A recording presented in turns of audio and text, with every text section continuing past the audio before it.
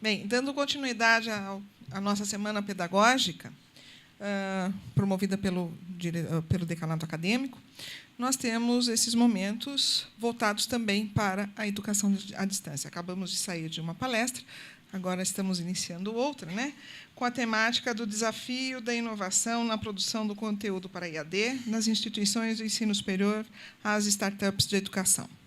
Nós estamos promovendo todo esse processo de palestras, de workshops, enfim, porque nós estamos no momento de desenvolvimento do IAD. Como eu já coloquei, nós estamos com 11 polos avaliados, aguardando o credenciamento institucional. Já tivemos o nosso curso também, o curso indexado ao credenciamento institucional, avaliado com a nota 5.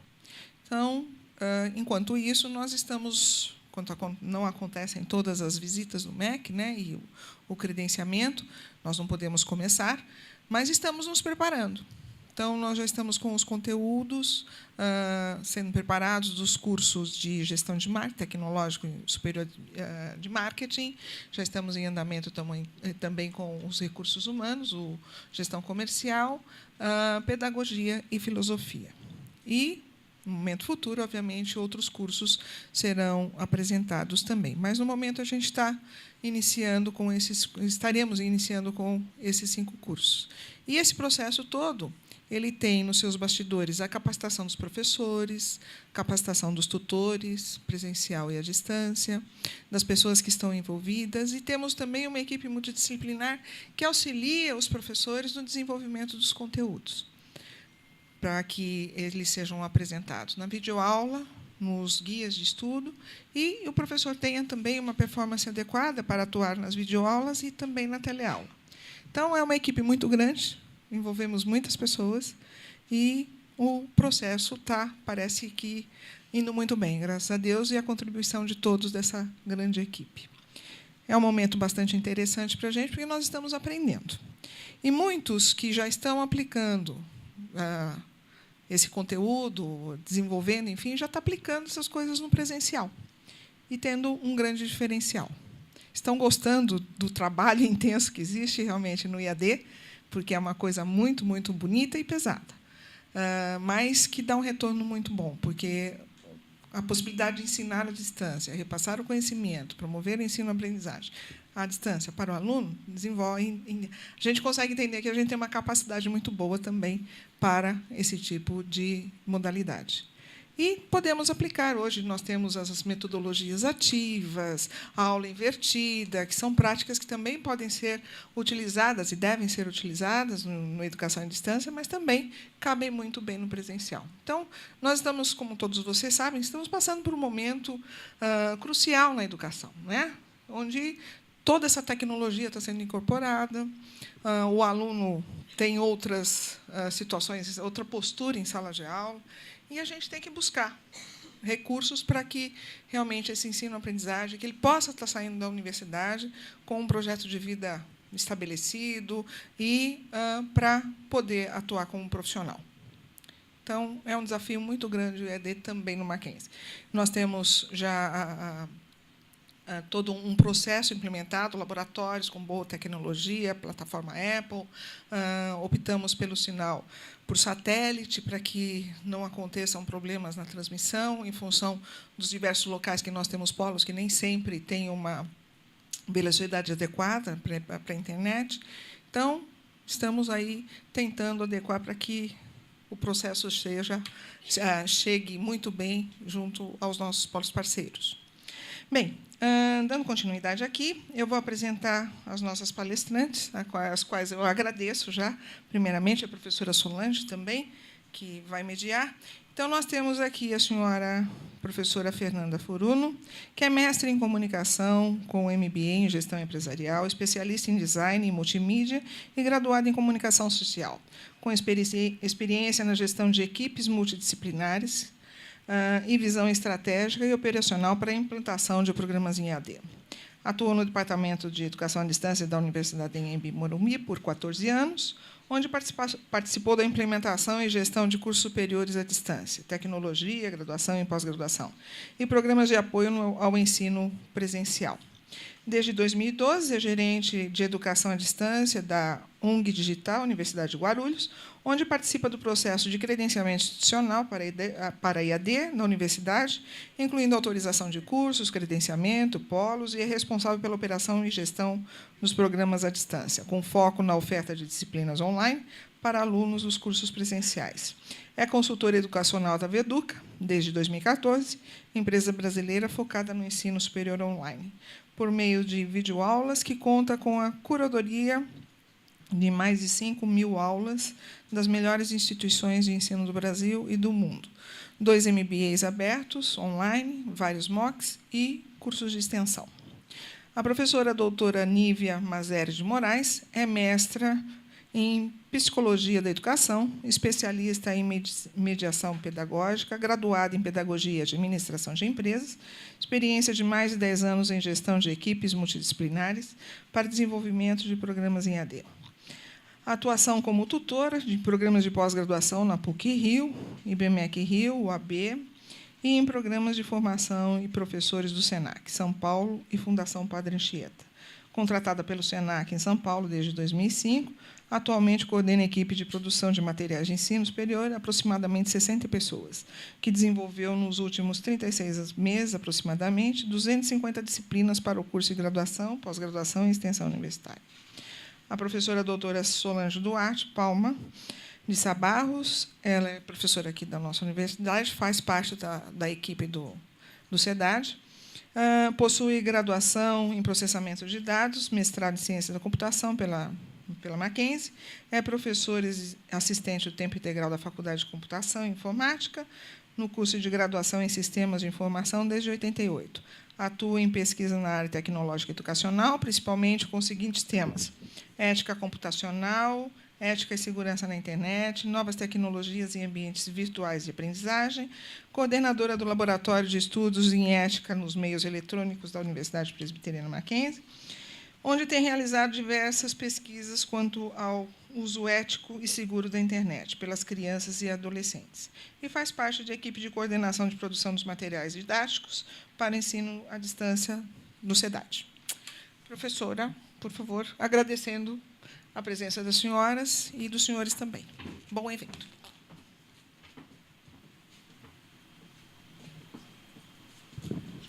Boa tarde a todos. Agradeço a presença, por ter escolhido essa mesa temática, que eu acho que vai ser bastante interessante e rica, porque nós vamos fazer aqui um compartilhamento de saberes.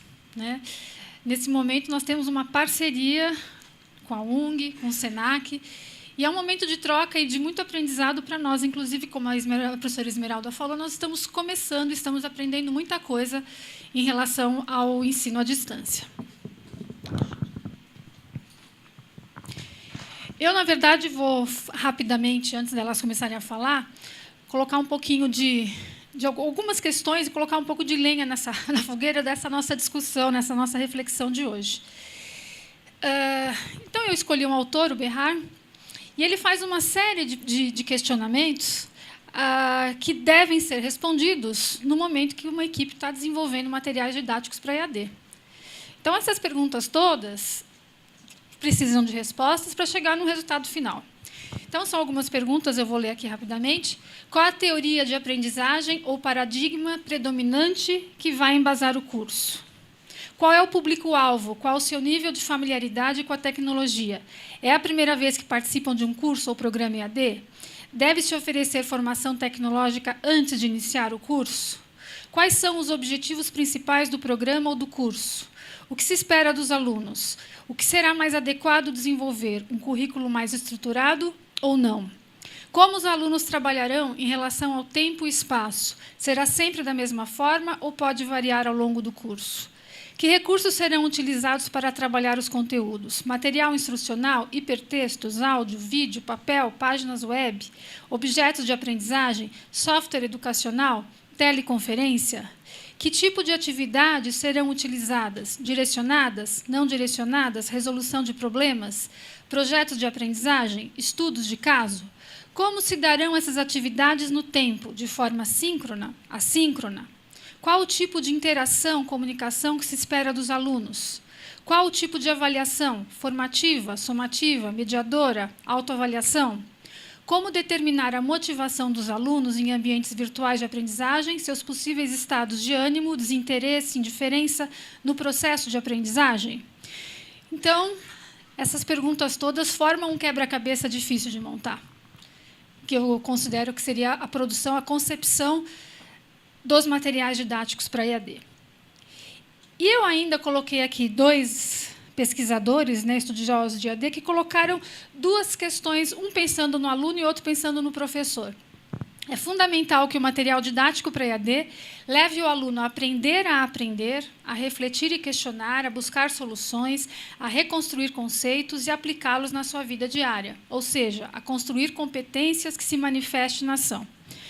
Bastante bonito e significativo, realmente é o que a gente espera, né, em termos de material didático.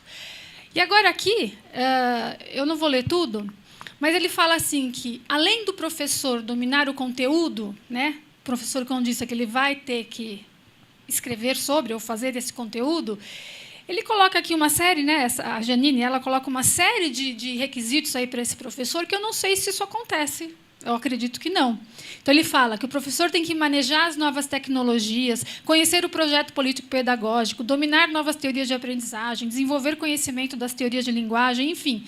É uma série de requisitos que é difícil que a gente consiga reunir num único professor.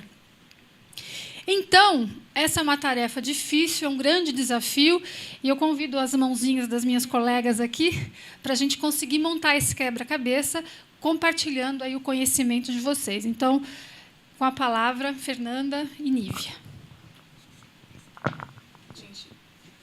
Onde vocês quiserem, eu viro para você.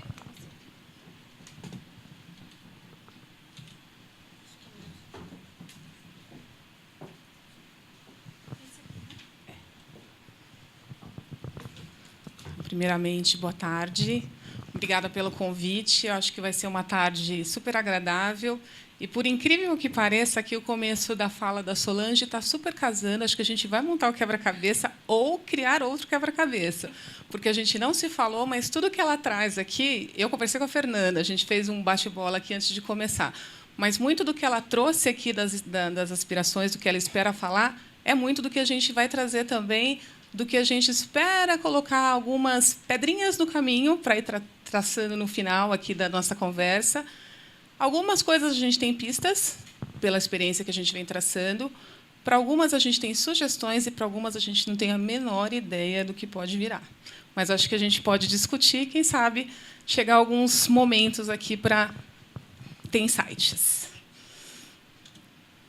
Então, acho que eu vou contar rapidamente da minha trajetória. A professora Esmeralda já falou rapidamente, mas eu ocupo hoje no SENAC a função de coordenadora de projetos. Nós temos lá um projeto grande e foi muito audacioso, que foi colocar no ar uma rede de educação à distância para ofertar cursos superiores totalmente à distância, num intervalo muito curto de tempo.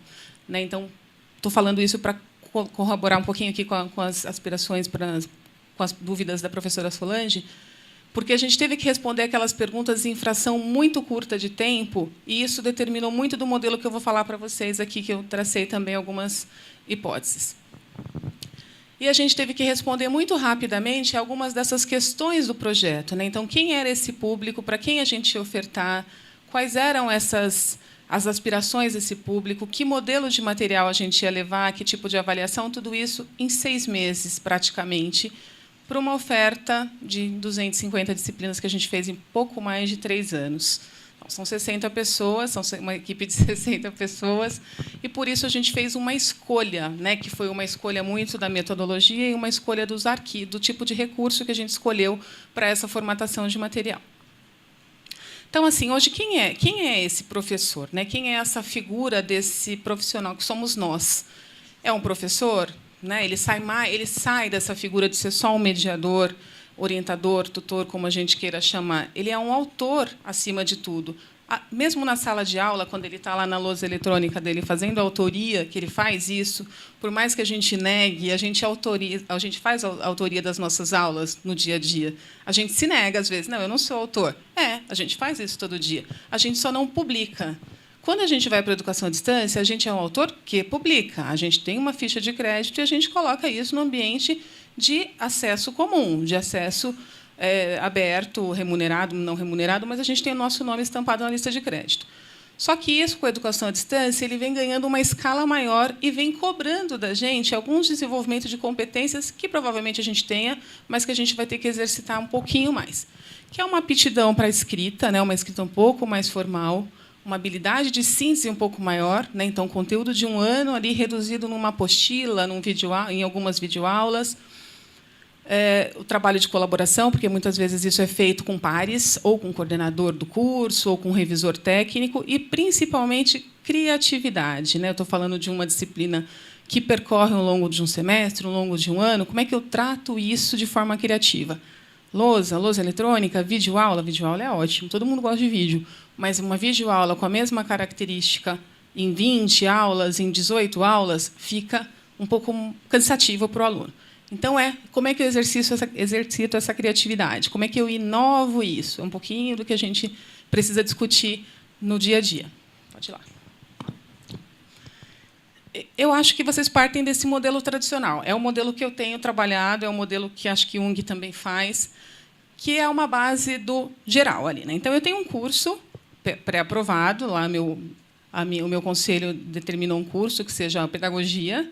Dentro desse curso, eu tenho ali uma definição de um projeto pedagógico, e o projeto pedagógico me dá uma disciplina. Então, eu já tenho partes. Eu tenho que pensar essa fragmentação.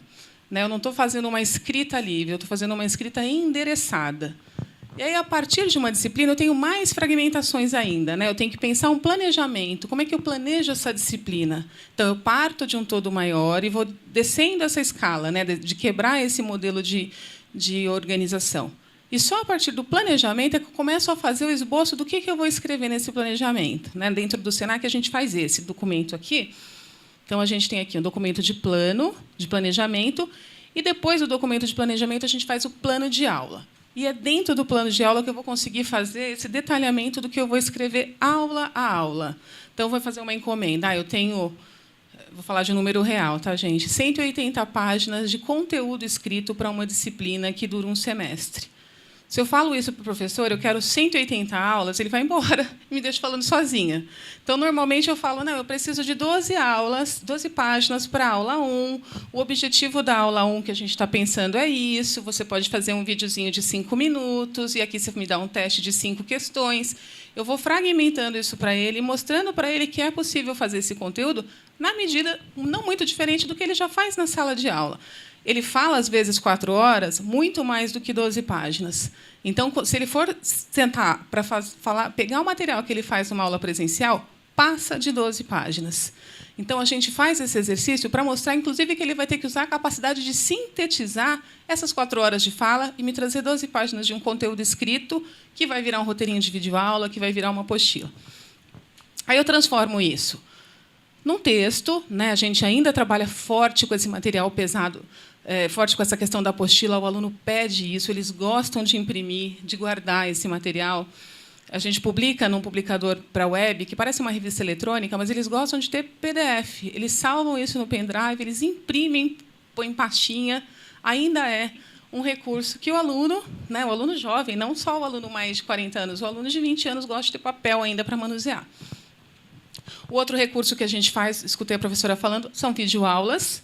A gente faz toda a sequência de intercalando videoaula e um que a gente chama de aula narrada, que é um PowerPoint, né, que a gente usa uma ferramenta que é o Collaborate, o Articulate.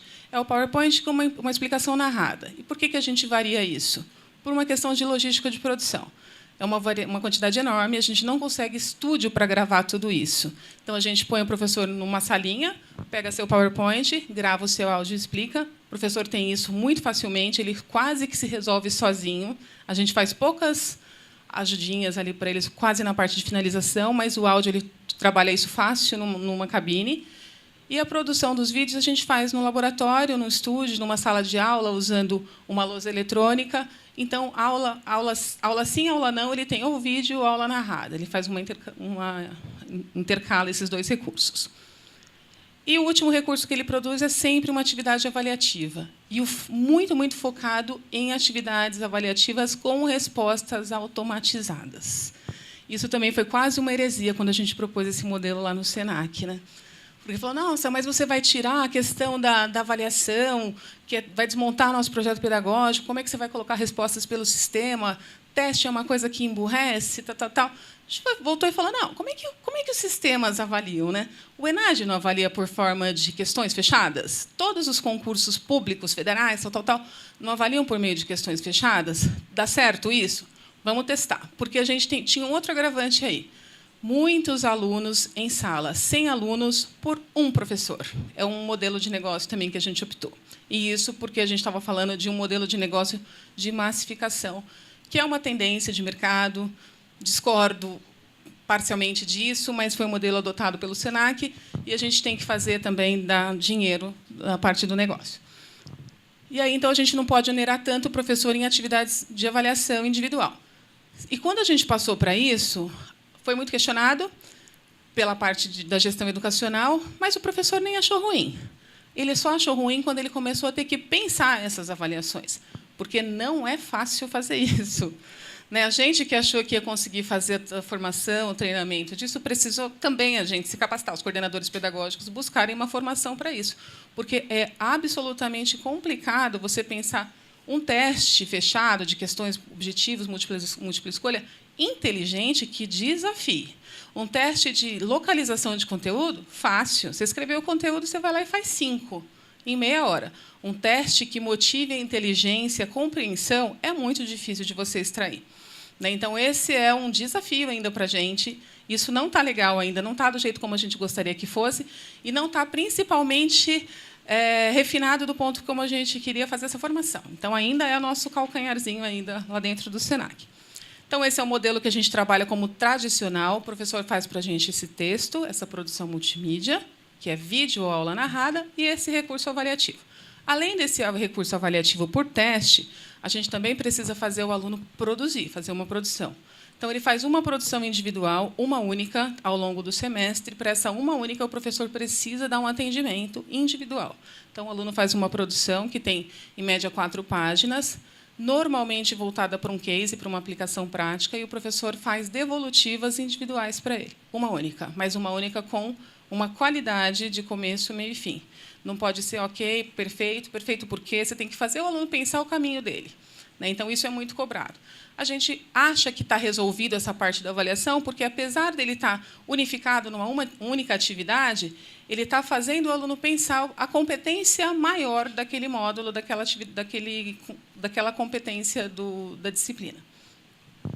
E aí, o ambiente virtual de aprendizagem, que vocês também têm aqui, a gente usa no SENAC, é o Blackboard. Pode passar, Solange, por favor. E aí a gente vem, para falar aqui das responsabilidades do professor autor. Aqui a gente tem algum professor autor que já fez conteúdo? Tem já alguns. Então, qual é essa a principal responsabilidade? Então, reescrever. A gente fala escrever, mas, na verdade, não. É reescrever conteúdos com base numa ementa pré-definida. Por que é reescrever? Porque a gente não está pedindo, a gente fala conteúdo inédito, mas vai falar de teoria da administração. Teoria da administração já existe. Como é que você vai falar para uma pessoa escrever uma coisa inédita se ela já existe? A gente falou uma vez para o professor, escreva sobre contabilidade básica. Aí ele trouxe um monte de material copiado, assim, exatamente como vinha material de livro, material publicado. A gente falou, professor, mas você não pode fazer isso, porque alguém já disse e tal. Ele falou, mas se já existe uma ciência de 400 anos, como é que você não quer que eu fale se alguém já falou? Aí, até você explicar que você pode, mas não. Então, é assim, a gente fala que quer reescrever. Pode usar o que alguém já disse? Pode, desde que conferidos os créditos, usados autores principais e, principalmente, dialogando com este autor. Você tem que dar a sua cara para esta escrita. Você não vai escrever do zero, você vai escrever embasado em alguém, mas confeccionando este material para a cara daquela instituição. É teoria da administração para o Mackenzie. O Mackenzie tem uma proposta para falar de administração que é diferente, talvez, do SENAC e talvez da UNG. É mais puxado para empreendedorismo, é mais puxado para um segmento ou outro. E é este o teor que a gente faz o professor autor buscar no material dele. É fácil? Não. Não é, porque normalmente a gente tem aqui essa ementa pré-definida, que nem sempre é o professor quem participou da escrita dessa ementa. E, na bendita da ementa, tem os autores referência. E ele tem que escrever a partir de autor que nem sempre é a origem da formação dele, nem sempre é o autor de quem ele concorda. No presencial, está aquilo ali no projeto pedagógico, você aceitou, né? A gente sabe que é assim, aceito isso no projeto, mas fechou a porta, esqueci daquele projeto pedagógico, faço minha aula como eu acho que tem que ser. Até posso falar, olha, o fulano fala assim, mas eu acho que não é só esse pensamento. No material escrito, isso fica muito mais evidente. Você pode fazer, obviamente, os contrapontos, mas você não pode derrubar a teoria que está escrita na ementa do projeto. Se aquele autor ali é tão fraco, ele não deveria estar escrito ali. E a gente sofreu muito, muito, muito com essa dificuldade de fazer os professores autores concordarem com essa escrita da ementa, com essas propostas de autores. Isso foi a maior dificuldade que a gente teve nesses últimos 2 anos de fazer esse casamento perfeito.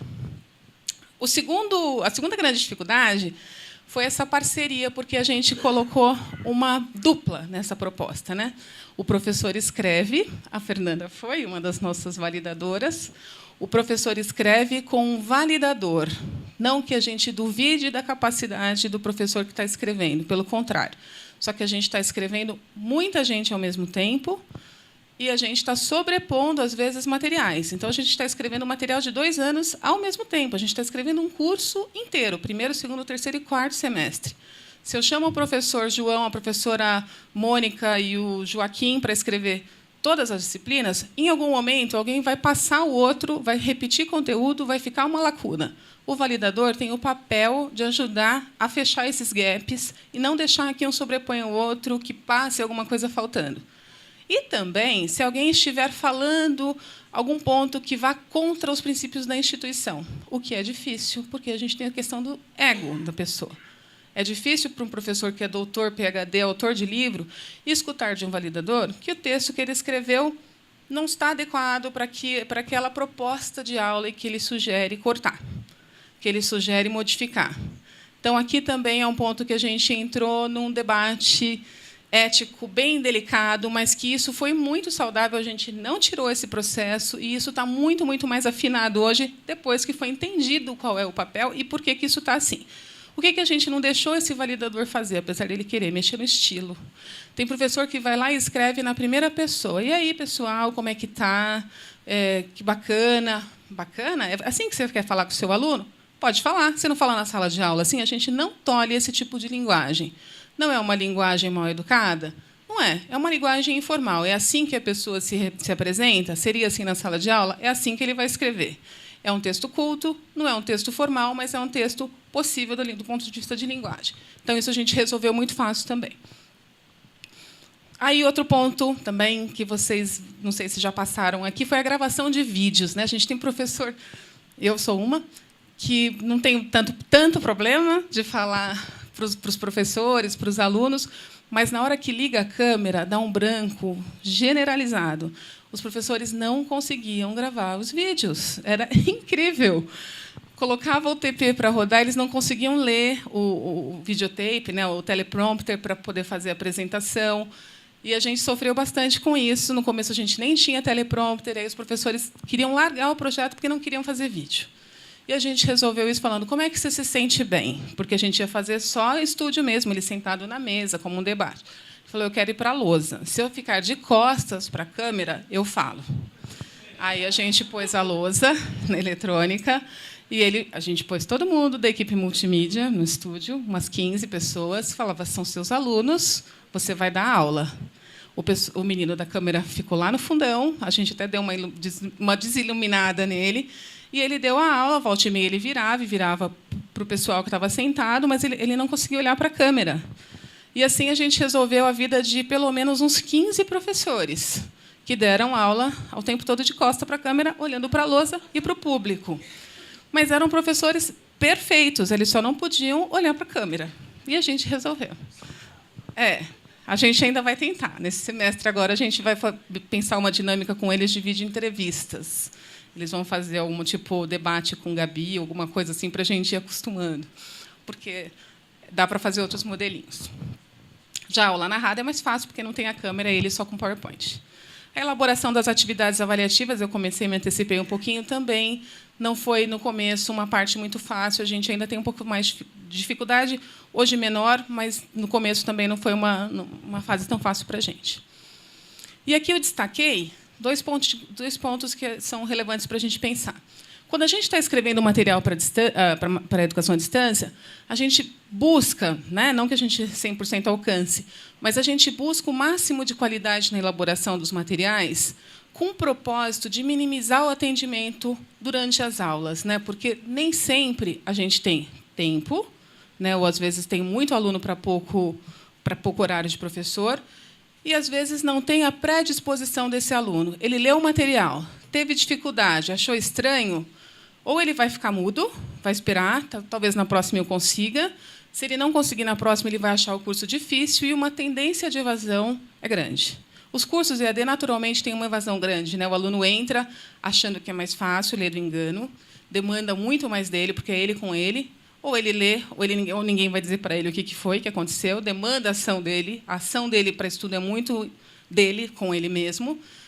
E, de alguma forma, é solitário, né? Porque ele não tem com quem conversar, não se formam círculos de relação de amizade, que no presencial a gente tem, não tem o bar, não tem a paquera. Então, naturalmente, essa evasão já acontece. Se o material não propiciar essa aproximação e esse entendimento, isso aumenta. Então, essa busca que a gente vem trazendo, essa preocupação de trazer esses filtros de qualidade, é pensando também que esse aluno se mantenha no curso por mais tempo, ou até o final, que seria o modelo ideal. Vamos lá, passar mais um?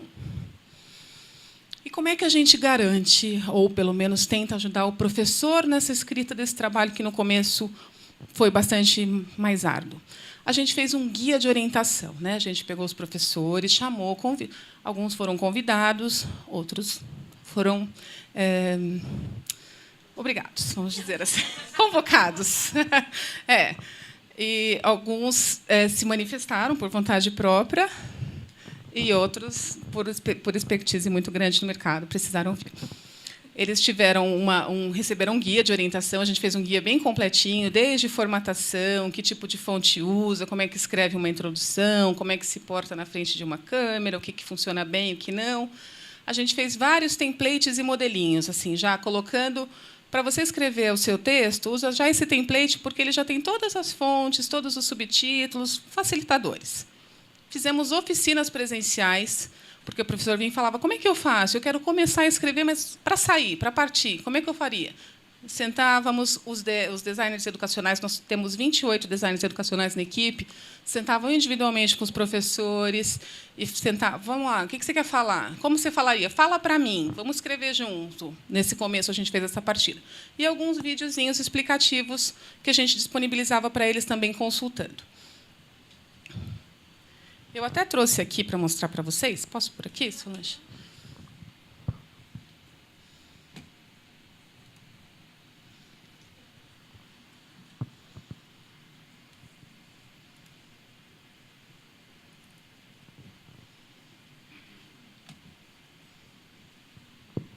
Então, esse é o guia de orientação que a gente fez. Orientações gerais para o desenvolvimento de conteúdo EAD. Então, a gente tem um diferente para a graduação e um outro diferente ainda para a pós-graduação, que tem dois modelos diferentes. Então, uma apresentação, o contexto do que ele vai ver aqui. E, assim, muito detalhado, né? O que é o desenvolvimento, o que passa por esse desenvolvimento, quem são os pares com quem ele vai falar, quem é a equipe de coordenador, os principais passos, o fluxo dessa comunicação, exemplos aqui do que é o planejamento, as quantidades, né? Um texto para 72, o que você precisa me entregar, todo o detalhe da comunicação que a gente passava para ele, como elaborar texto, o que é uma citação, isso por mais que a gente entenda que seja óbvio, a gente mesmo assim colocou. O que é uma citação direta, o que é uma citação indireta, como é que eu faço um conteúdo, como é que eu faço uma introdução, enfim. O detalhe máximo que a gente conseguiu apanhar aqui do que a gente foi lembrando, as caixas de destaque para um texto, isso aqui para a produção do material que é a apostila.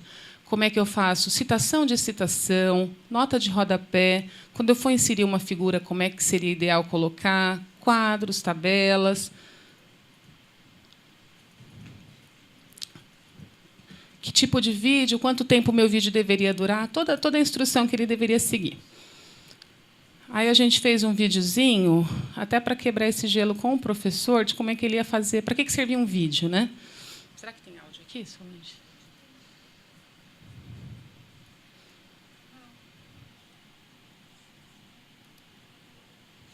Não está sem áudio aqui, então, até o final, antes da gente encerrar, se a gente conseguir, eu passo para vocês olharem como que a gente faz os vídeos. Não são vídeos de grande sofisticação, são vídeos simples, de curto espaço de tempo, vídeo de 2, 3 minutos, que a gente fragmenta. São vários vídeos curtinhos, mas que dá um resultado bacana, porque ele tem começo, meio e fim bem delimitado. Para quem tem baixa banda ou internet de baixa velocidade, funciona bem também.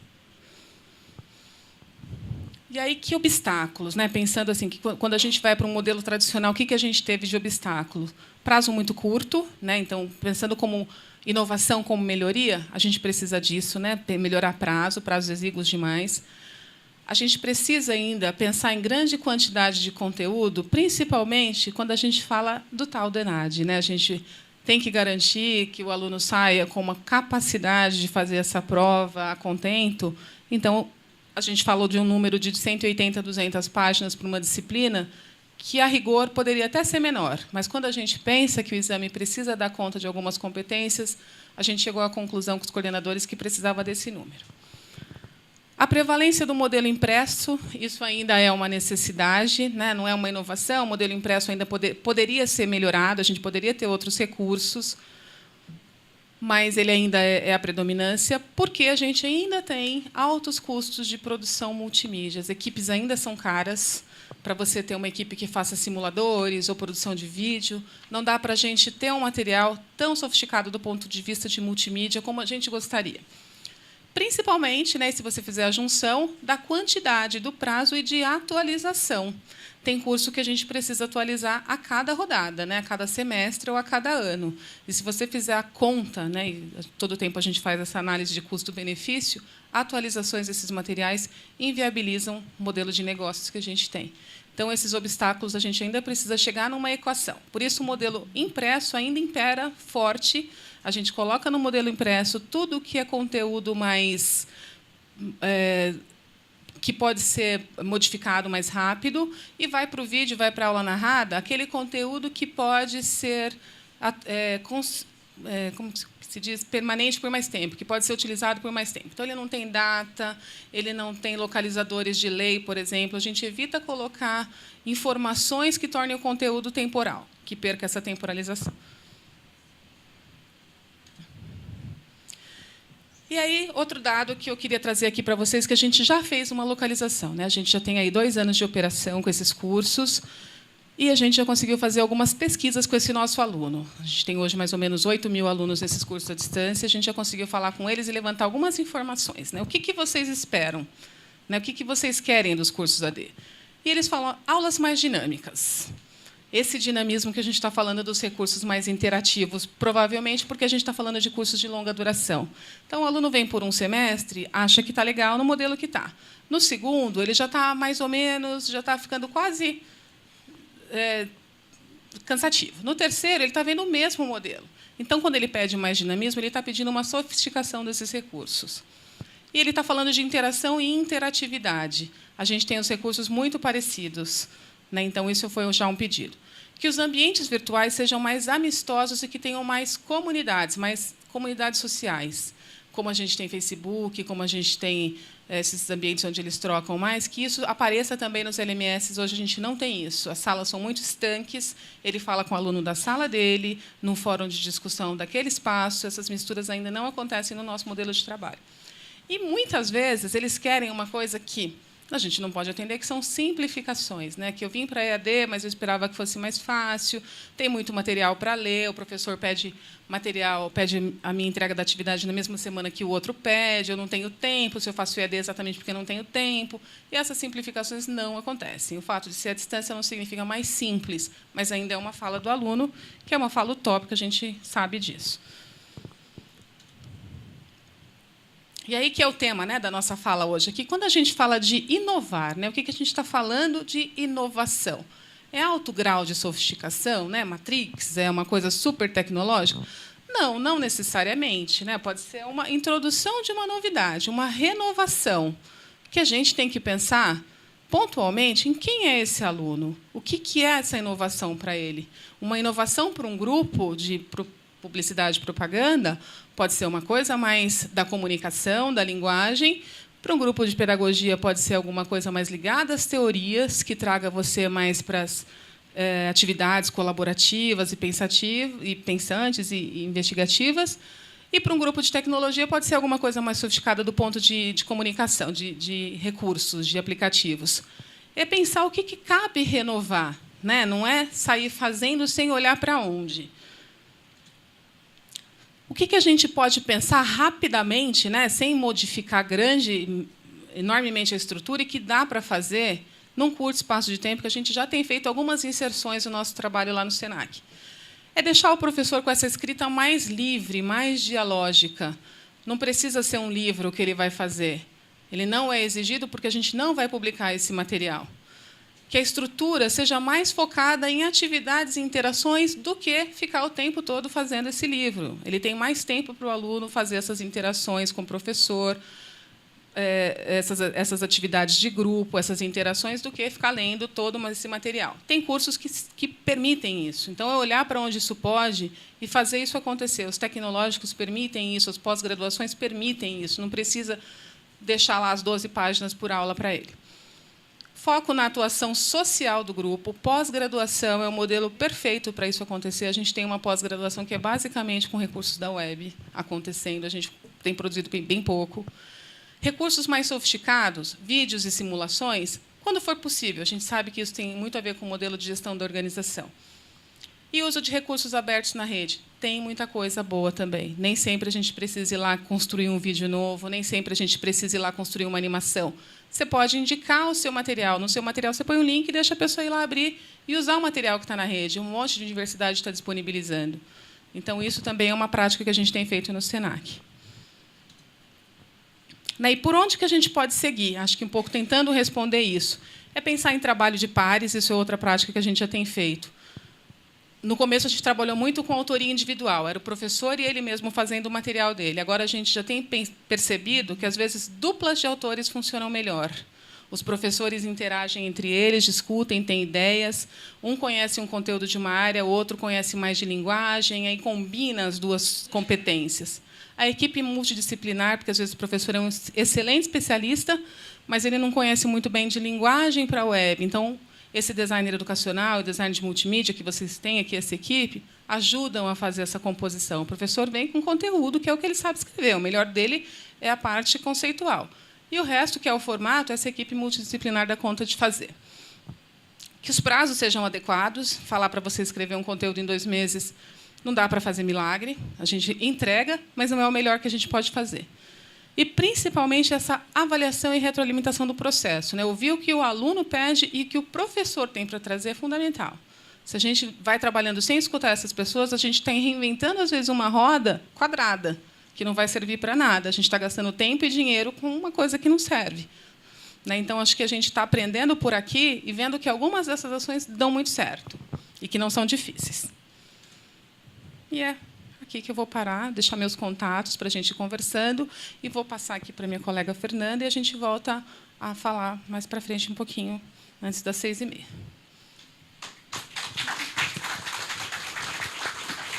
Obrigada, Nívia. Se você tiver alguma pergunta, eu peço que vocês anotem, aí no final a gente vai discutir um pouquinho. Fernanda, nós estamos aguardando o técnico para ver o som, ele vai vir? É melhor. Tá bom. Tá bom.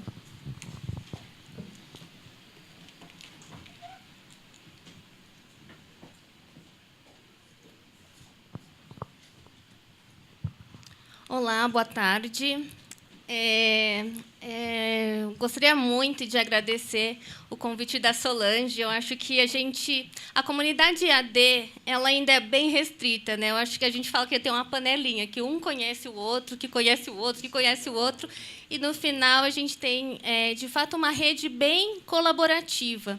Eu acho que isso faz com que realmente as instituições sérias elas passem a ter uma sinergia nessa questão dos processos e até da questão da fala, da comunicação. Olha a responsabilidade nossa vir falar para uma instituição como o Mackenzie sobre uma experiência que, muitas vezes, a gente discute muito entre nós, mas, de fato, falar com os professores que estão entrando nesse contexto. Então, eu gostaria de agradecer a confiança.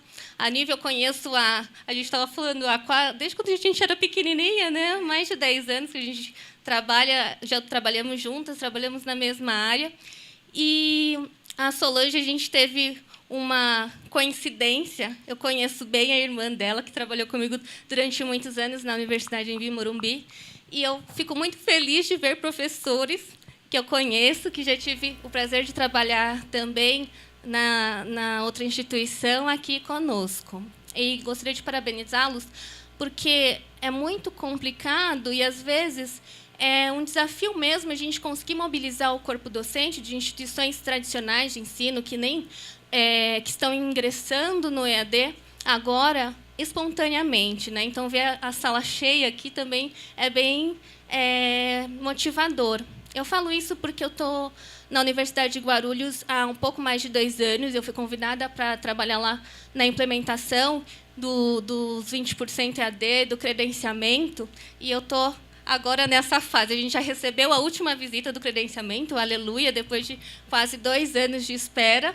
Agora a gente só está esperando receber, de fato, a publicação oficial. A Universidade de Guarulhos, eu só vou passar rapidinho aqui, ela tem 5 campos e unidades, né? E ela está também presente em São Paulo, no Shopping Light, acho que muita gente conhece, e as outras unidades estão espalhadas em Itaquá e na própria região de Guarulhos. A gente tem um pouquinho menos de 20 mil alunos, mas também é uma universidade tradicional que está completando 45 anos. Depois eu vou ver, o logo já está com a idade dela, mas é uma jovem senhora, como a nossa reitora, a professora Luciane, gosta de falar. E o nosso desafio maior, o meu, quando eu entrei na universidade, era, de fato, trabalhar com a institucionalização do EAD na universidade, mobilizando tanto os alunos quanto os professores. Então, quando eu cheguei, em 2012, a gente já tinha mais ou menos umas 5 mil matrículas nos programas dos 20% EAD. E agora, no último semestre, a gente já fechou com mais de 20 mil matrículas. Então, esse crescimento foi muito rápido e a gente teve que, de fato, trabalhar nessa institucionalização, a mobilização, o envolvimento com os docentes. A gente já tem praticamente uma centena de professores trabalhando conosco e nós tivemos que formá-los, mobilizá-los, conscientizá-los, e a gente vê na carinha deles acho que eles estavam esperando por aquilo, né? Eu acho muito legal quando a gente consegue despertar e potencializar algumas coisas que estavam, às vezes, adormecidas ou por conta da falta de oportunidade. Então, todos aqueles que quiseram ingressar no EAD conosco vieram e fazem parte do nosso time. A cada semestre, a gente vem crescendo esse número de docentes e eu acho que isso é uma satisfação para a gente que trabalha com EAD, ver, de fato, essa mobilização da instituição, né? Então, acho que está acontecendo aqui no Mackenzie. Eu acho que vocês já estão bem envolvidos nesse processo. Aqui, precisaria do áudio. Já? Então tá bom. Então, vamos lá. Alguém conhece a parábola das moscas? É meio nojenta essa imagem, gente, mas eu vou deixar ela um pouquinho lá. Quality Training de México presenta Quality Training Podcast. 4 minutos de ideas, reflexiones, comentarios e historias del mundo empresario y profesional. Eu só achei numa qualidade que eu queria mostrar adequada em espanhol. Espero que não tenha nenhum problema. Ele fala inteligivelmente, tá bom, gente? Hablo de una historia o parábola de una mosca. Me piden al finalizar la conferencia o en los coffee breaks si les puedo acercar esa historia o mandárselas por email, y hoy se nos ocurrió mandárselas contada por este medio. Dice que cierta vez 2 moscas caen en un vaso con leche. La primera era fuerte y valiente, así que después de caer, inmediatamente nadó hasta el borde del vaso, y como la superficie era muy lisa y sus alas estaban mojadas, no consiguió escapar.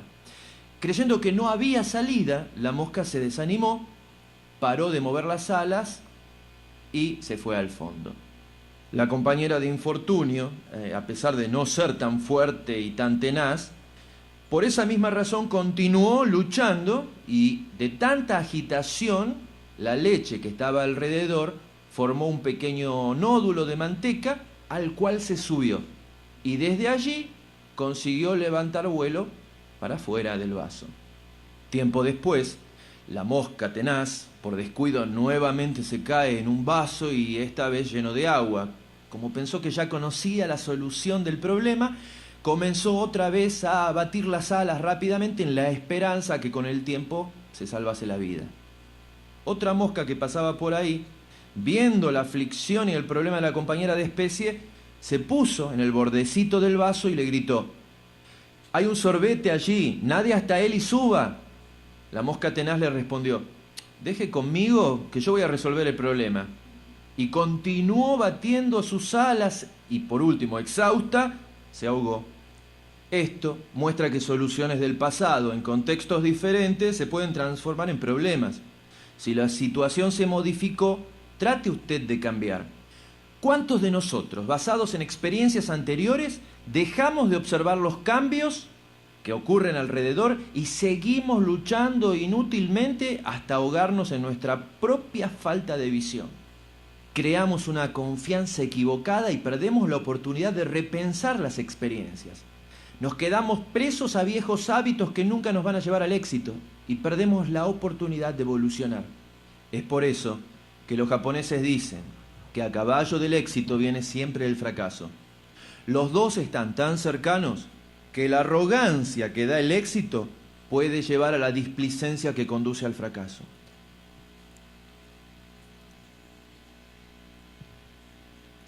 Essa história é um pouco impactante, né? Eu acho que, de fato, eu não quero relacionar a mosca com nada, gente. Eu quero relacionar a mosca com a mudança e do contexto mesmo educacional que a gente está vivendo, né? Então, se a gente for comparar o mercado do ensino superior com outros tipos de mercado, a gente vê que a gente está muito atrasado, né? Ninguém tem um relacionamento com o banco como a gente tinha há 20 anos atrás, mas muitas coisas acontecem no setor educacional como há 20 anos atrás, né? Então, cada instituição também tem as suas particularidades, cada pessoa tem a sua particularidade, cada momento tem a sua particularidade. Então, o que a gente fala?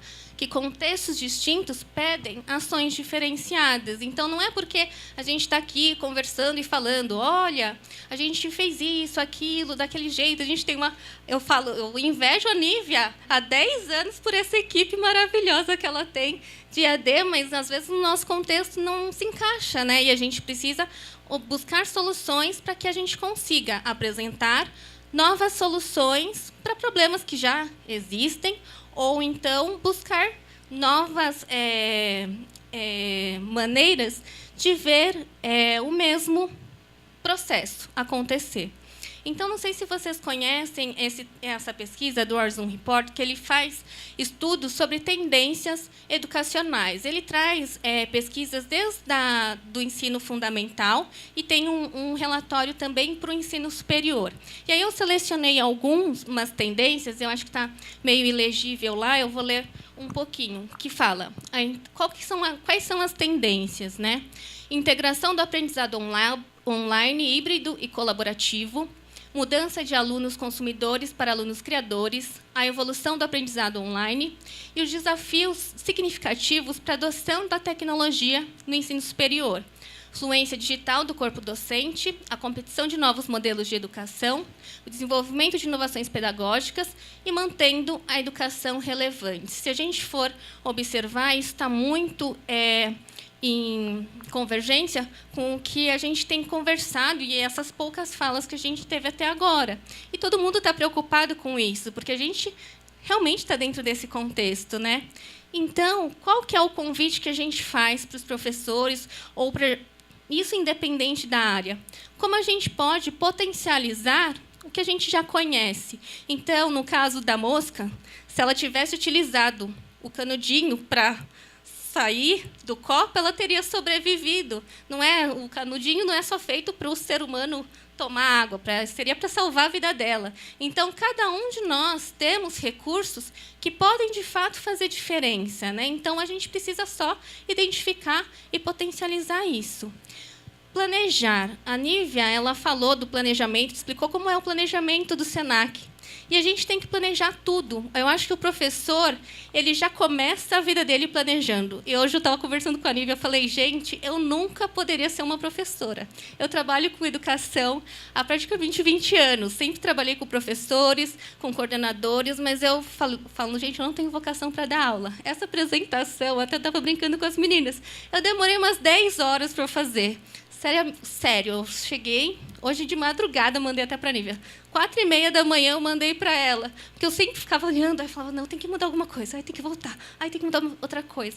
Mas, de fato, eu acho que vocês fazem isso muito bem, né? Você já tem a prática de planejar e você fica preocupado com o que o outro vai receber, né? Na verdade, você faz a apresentação, não faz a apresentação para mim, né? Eu faço a apresentação para vocês.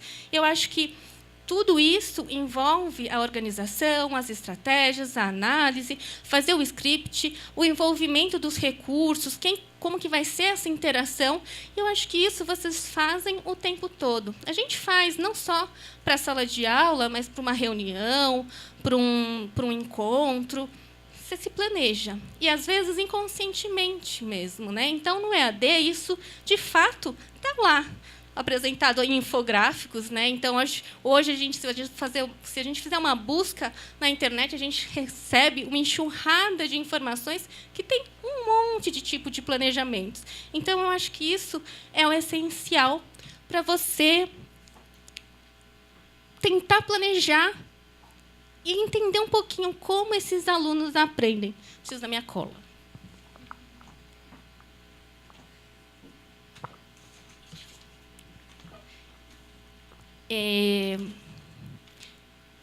Os alunos, ou nós, aprendemos o tempo todo. Não é porque a gente está dentro da universidade, não é porque a gente não está matriculado num curso, mas a gente aprende o tempo todo.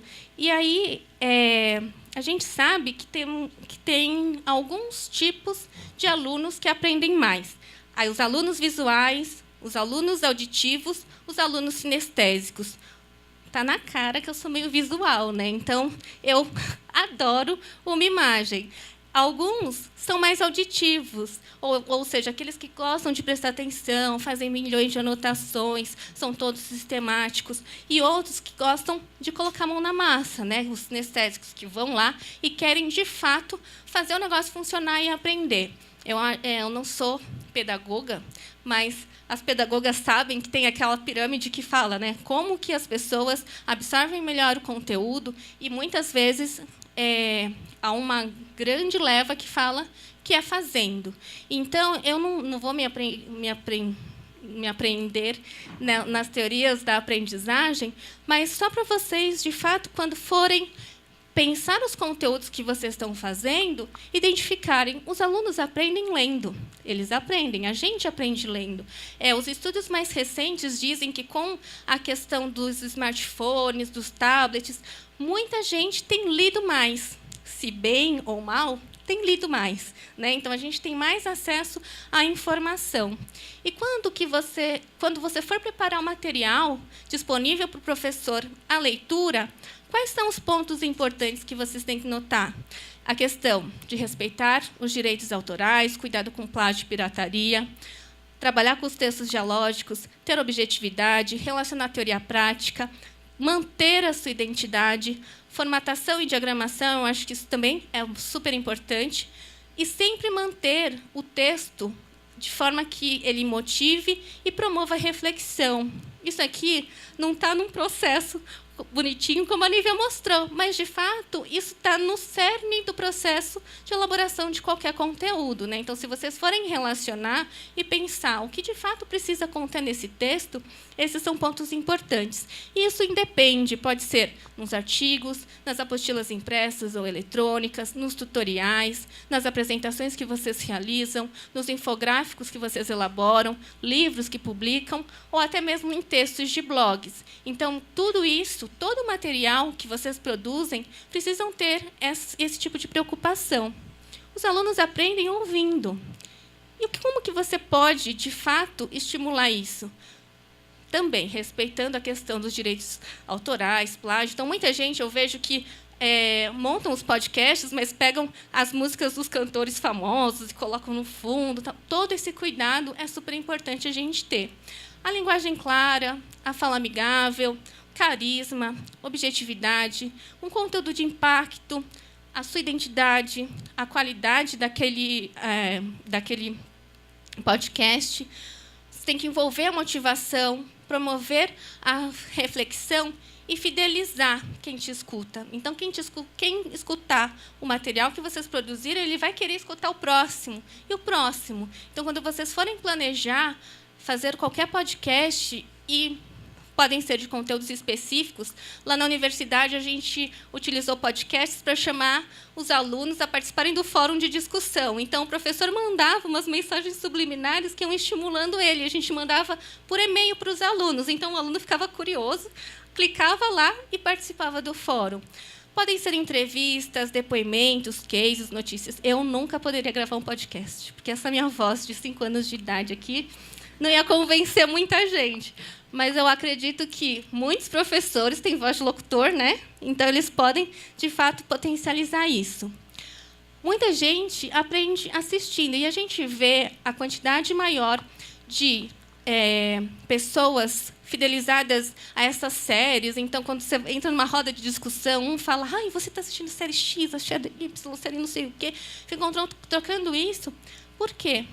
Também com pontos importantes, logicamente, respeitando direitos autorais. Isso eu coloco sempre na primeira linha, porque, de fato, é um fator muito relevante. Porque hoje, com a proliferação de materiais disponíveis na rede, muitas vezes está na rede, mas a gente não tem a propriedade daquilo, né? Então, se a gente se apropria sem essa preocupação, muitas vezes a gente corre sérios problemas.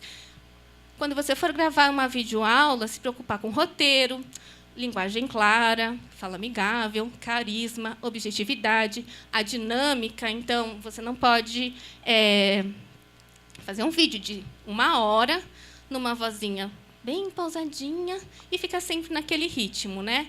Tem que ter conteúdo de impacto, ser contextualizado com a matéria ou a disciplina, fazer sentido, de fato, para o aluno aquilo, ter uma continuidade. Então, às vezes, um professor vai gravar uma videoaula, ele começa falando uma coisa e, de repente, fala de uma outra coisa que não tem nada a ver. E, no vídeo, você pode voltar 15.000 vezes e ver que, de fato, aquilo não aconteceu. Então, por isso, o roteiro é super importante e a continuidade desse processo. Manter a identidade. Então, não adianta. Eu até brinco, tenho uma coordenadora que gravou alguns vídeos com a gente, e ela, em sala de aula, ela era super descontraída, usava um óculos super estiloso. Aí, quando ela foi gravar com a gente, ela chegou lá toda social, não sei o quê, sem o óculos. Eu falei, cadê a professora que eu conheço? De fato, você precisa manter a identidade, né? Não precisa ser uma outra pessoa que vai para frente das câmeras. A qualidade... Isso é um pouco dúbio, porque depende um pouquinho do objetivo daquele vídeo que você vai produzir. Porque, se for um vídeo para dar um recadinho só, se for um vídeo que você vai utilizar uma só vez, você pode gravar na sua webcam e mandar para os seus alunos como um estímulo. Você não precisa de uma produção gigantesca, um estúdio muito elaborado. Então, depende muito do contexto. E a questão da audiência. Então, um vídeo chato, o aluno, muitas vezes, não vai voltar na segunda aula para ver o mesmo vídeo. Então, é importante que, de fato, isso seja muito bem pensado. Então, as videoaulas, como a Nívia até falou, não precisam ser aquele formato do professor dando aula, né? Pode ser documentário, entrevistas, palestras, cases. E essa questão do professor na frente das câmeras, de fato, acho que acontece com todo mundo, né? Porque entra no estúdio, parece que vem alguma coisa. E a gente, lá na universidade, a gente tem a nossa diretora de comunicação, ela já foi repórter, tal, então ela fez diversos treinamentos com os nossos professores. Mas sabe o que funcionou? A gente fez uma videoaula dela dando a aula com as dicas todas. E aí a gente aproveitou um período de recesso e a gente tinha, acho que, 10 professores para gravar. E aí a gente falou, professor, você tem que ver essa videoaula, fica treinando na frente do espelho e volta depois do recesso. E aí todos se deram super bem. Então, nem adiantava o presencial lá, porque às vezes a gente fazia treinamentos, várias oficinas, o professor ia para frente, não acontecia nada. Então, a gente falou, leva a videoaula, assiste, treina e volta. E eles voltavam super bem. Então, são algumas técnicas que eu acho que cada instituição acaba adotando. Outros alunos aprendem fazendo, né? Então, colocando a mão na massa. E como que a gente pode estimular? Com propostas desafiadoras, promovendo a competitividade, objetividade, dinâmica clara. As atividades, elas precisam, de fato, ser motivadoras. A relação com a teoria da prática, não focando apenas no conteúdo que a Nívia falou. Fazer uma atividade que é muito conteudista é mais fácil, né? Então, você pergunta, o que é isso, o que é aquilo, o que é aquilo? Quando você envolve uma situação real, ou um case, ou alguma coisa com o que ele está aprendendo na teoria, tudo fica mais óbvio. Para a gente também é assim, né? Uma questão do envolvimento da equipe, e é isso que a Nívia falou, os alunos querem trabalhar em conjunto, eles querem participar de redes, a gente faz isso o tempo todo. E a questão da organização, então, é preciso ter disciplina, então, é preciso, de fato, manter os prazos. Então, a gente tem os alunos que ficam choramingando, perdi o prazo de entrega, perdi o prazo de agendamento de prova, perdi o prazo da prova em si, esqueci. E se a gente começa a flexibilizar, toda exceção vira regra e a gente não consegue. A gente sobrevive com 40 alunos, mas não sobrevive com 5.000, 6.000, 10.000, e seja lá quantos milhares de alunos que a gente queira atender. Então, a gente pode ser chato, mas, de fato, a gente vai fazer uma coisa correta. Então, todas as instituições que têm tantas regras no presencial, por que a gente tem que flexibilizar tanto no EAD, né? Então, eu acho que isso sempre foi, para mim, um grande desafio. Inverso até, porque no presencial, muitos professores flexibilizam isso, né? Aí, aceita o aluno, ele falou que esqueci o trabalho, posso te entregar na hora do almoço, eu levo na sua casa, tal. E, às vezes, o professor fala, tudo bem, pode, vai, não sei o quê. Quando eles chegam no EAD, a gente fala, olha, 12:01, acabou, o link sumiu, não tem como entregar. Eles ficavam revoltados. E ficam mesmo. Então, há uma revolução natural. Mas, se você flexibiliza da primeira vez, você vai ter que flexibilizar sempre. Então, esse é um processo que a gente acaba, né, tendo que cobrar uma organização deles, assim como a gente tem a nossa própria organização. E o mais engraçado é que a gente fala assim, a gente dá os prazos para os alunos, mas a gente também tem que respeitar os prazos que a gente se dá. Então, também não adianta você falar, olha, a partir de quinta-feira as notas estarão publicadas, e não estão. Então, a gente precisa ensinar a organização deles e a gente precisa manter uma organização nossa. Isso eu já estou falando do contexto inteiro, mas porque, em relação às atividades, isso é um grande problema, né? Porque a gente tem os dois pontos. A gente tem o ponto do aluno, que é a questão da organização dele, a gente tem o ponto do professor, que está do outro lado. Então, às vezes, o professor fala, não consegui corrigir todas as atividades.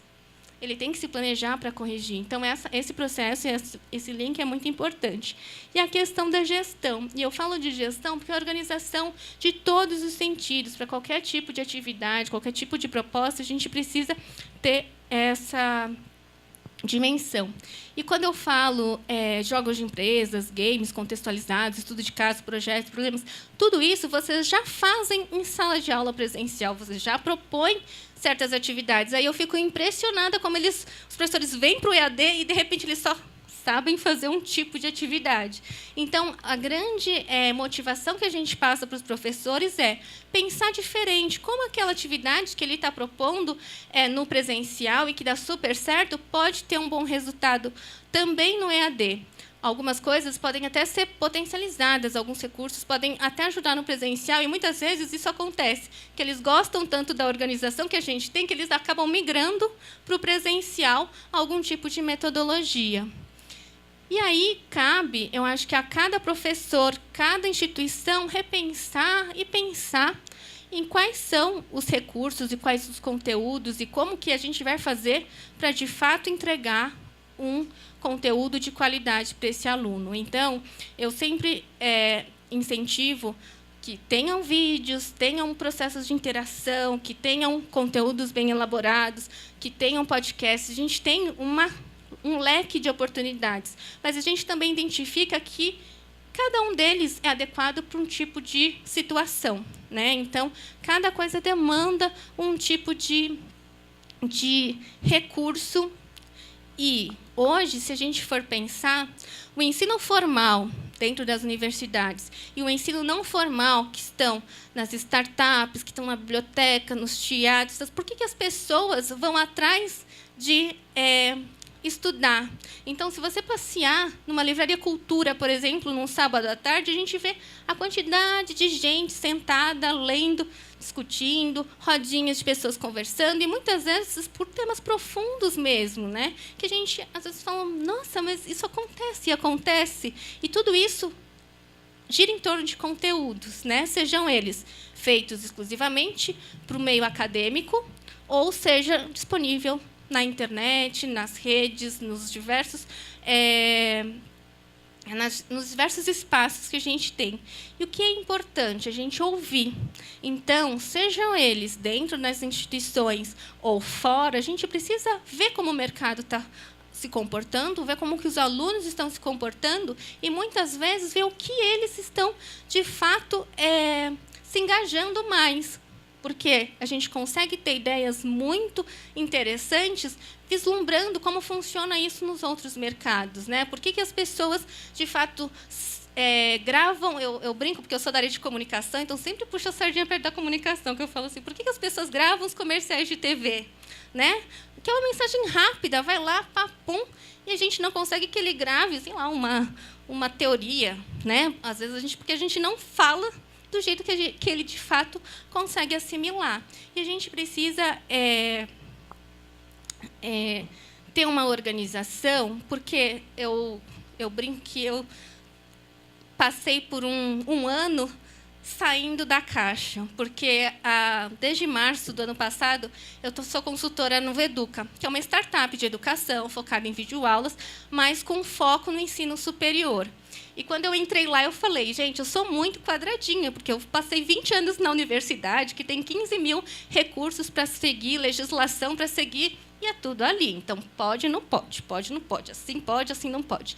E numa startup, quando se trabalha com ensino não formal, que a gente tem cursos de extensão, livres, MOOCs, a gente pode ousar metodologicamente, né? A gente não precisa se restringir a um tipo de metodologia muito amarrada ou não. E a gente pode ousar conteúdos, formatos, sem se preocupar muito com a questão do que o MEC deixa, o MEC não deixa. E aí foi uma experiência muito bacana, porque como a gente disponibiliza uma série de videoaulas produzidas por diversas instituições e diversos formatos, a gente conseguia medir quais eram os mais interessantes e quais não, quais os alunos acessavam mais, quais não.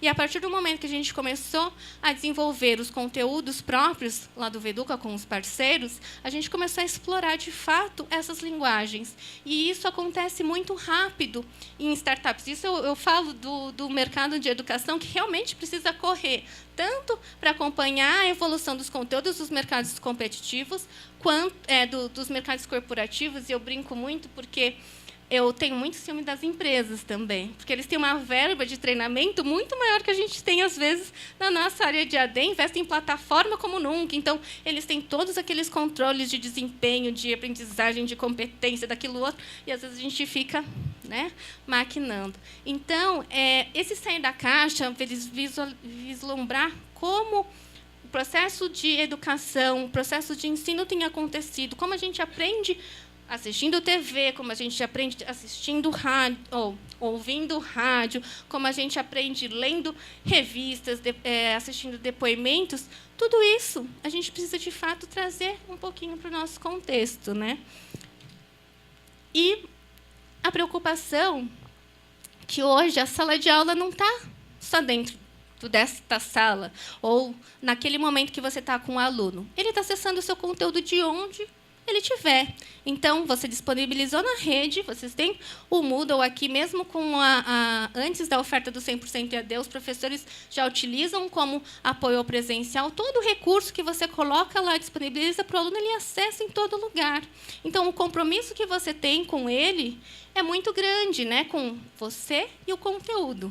Porque aquele conteúdo, ele pode ver com os alunos da classe dele, mas ele pode mostrar para 500 mil pessoas. Então, isso eu acho, por isso que eu não restringo a produção de conteúdos e o cuidado que a gente tem apenas para o EAD, mas também para todo o conteúdo que a gente disponibiliza e que a gente trabalha. Porque hoje, que eu falo que não hoje, né, mas o foco é nesse on demand. Então, você vai lá, acessa na hora que você tiver, como você quiser. Também você não quer, substitui, porque eu brinco que, às vezes, o aluno fala assim, olha, eu não entendi nada que o professor falou em sala de aula. E a gente recebia uns e-mails, e a gente recebe ainda uns e-mails lá no Veduca, que o aluno elogia uma videoaula que está lá, porque ele fala, nossa, eu tive essa aula no presencial, não entendi nada, mas me ajudou muito assistindo a videoaula do professor X. E isso é importante, né? Porque, de fato, se você não dá uma boa aula, ou se você não explora tantos recursos em sala de aula, ele vai achar em outros lugares também, né? Então, eu acho que você tem que imprimir, os professores têm a oportunidade, de fato, de ser esse professor do mundo, né? Esse professor que está nas nuvens também. Aí, aqui eu vou dar um peixinho, eu vou deixar 2 links que eu acho que seriam interessantes para vocês, que é o link do Horizon Report, com foco na educação superior, e um outro que é da Unesco, que fala sobre o ensino via mobile. Então, hoje, a gente também tem todos os dispositivos móveis e um desafio grande pela frente. E aí eu entrego a varinha para vocês saírem pescando, né? Porque você tem que ser curioso. E hoje, quanto mais curiosidade você tem, mais você aprende. Então, se você digitar qualquer coisa no Google, como fazer isso?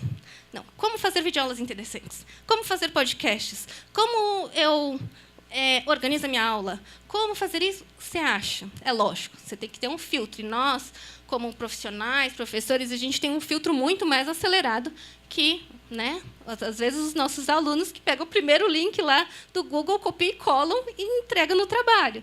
A gente tem um senso apurado que a gente consegue discernir o que, de fato, é aproveitado para a gente. Então, tudo o que vocês tiverem de dúvida, vocês vão lá, consultam os sites de busca, tem um mundo de coisas interessantes. Eu agradeço, mas também, se vocês quiserem me consultar, vocês também podem me mandar um e-mail, eu mando informações. Eu acho que é a nossa responsabilidade, quando a gente trabalha com educação, de fato, é motivar mais pessoas a fazerem diferente, né? Ensinarem diferente. É o que a gente busca. Eu busco o tempo todo, senão eu não estaria, acho que há 20 anos, trabalhando com EAD, porque todo mundo que fica fazendo o que fica fazendo o tempo todo está lá, né? Eu acho que a gente tem que buscar novas perspectivas, e eu acho que o mais importante, a gente tem que ser feliz fazendo aquilo. Então, é muito engraçado, tá? Quando a gente fala, às vezes a gente obriga o professor a fazer, mas eu sempre tenho um jeitinho de falar. Eu falo, professor, você vai ver, você vai fazer esse curso, depois você vai fazer muito melhor que você já faz, tá? E aí eles vão, aos pouquinhos, eles vão sendo conquistados. Então, eu gostaria muito de agradecer. Peço desculpa se a minha didática não é muito boa, porque, de fato, eu não sou professora, mas eu adoro, porque eu convivo com professores há milhões de anos, e isso é a melhor gratificação, porque eu aprendo mais a cada dia. Muito obrigada.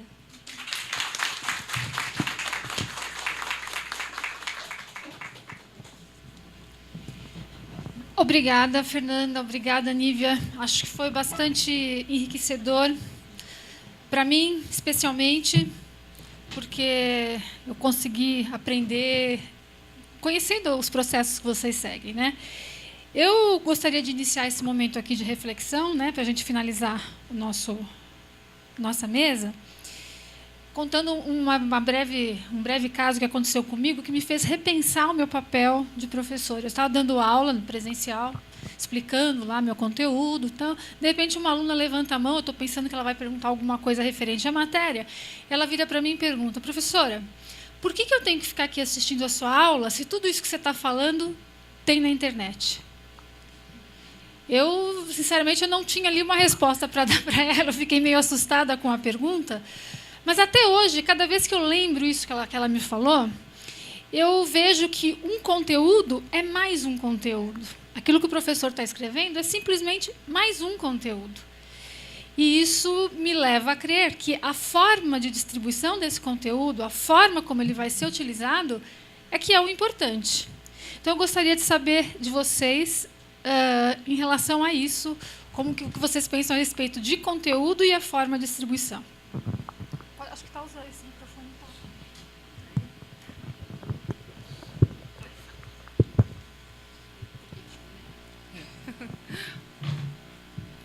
A comissão parlamentar aqui, né? A gente vai dar um esclarecimento.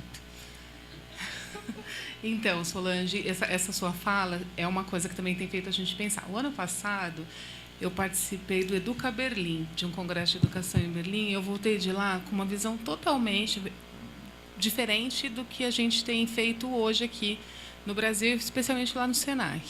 Eu ainda não consegui convencer os meus gestores disso, mas eu acho que esse é o caminho que a gente vai ter, que eles têm feito muito isso nas universidades europeias, que tem a ver com conteúdo, né? Então, conteúdo é o mesmo. O que a gente tem feito é reescrever conteúdo.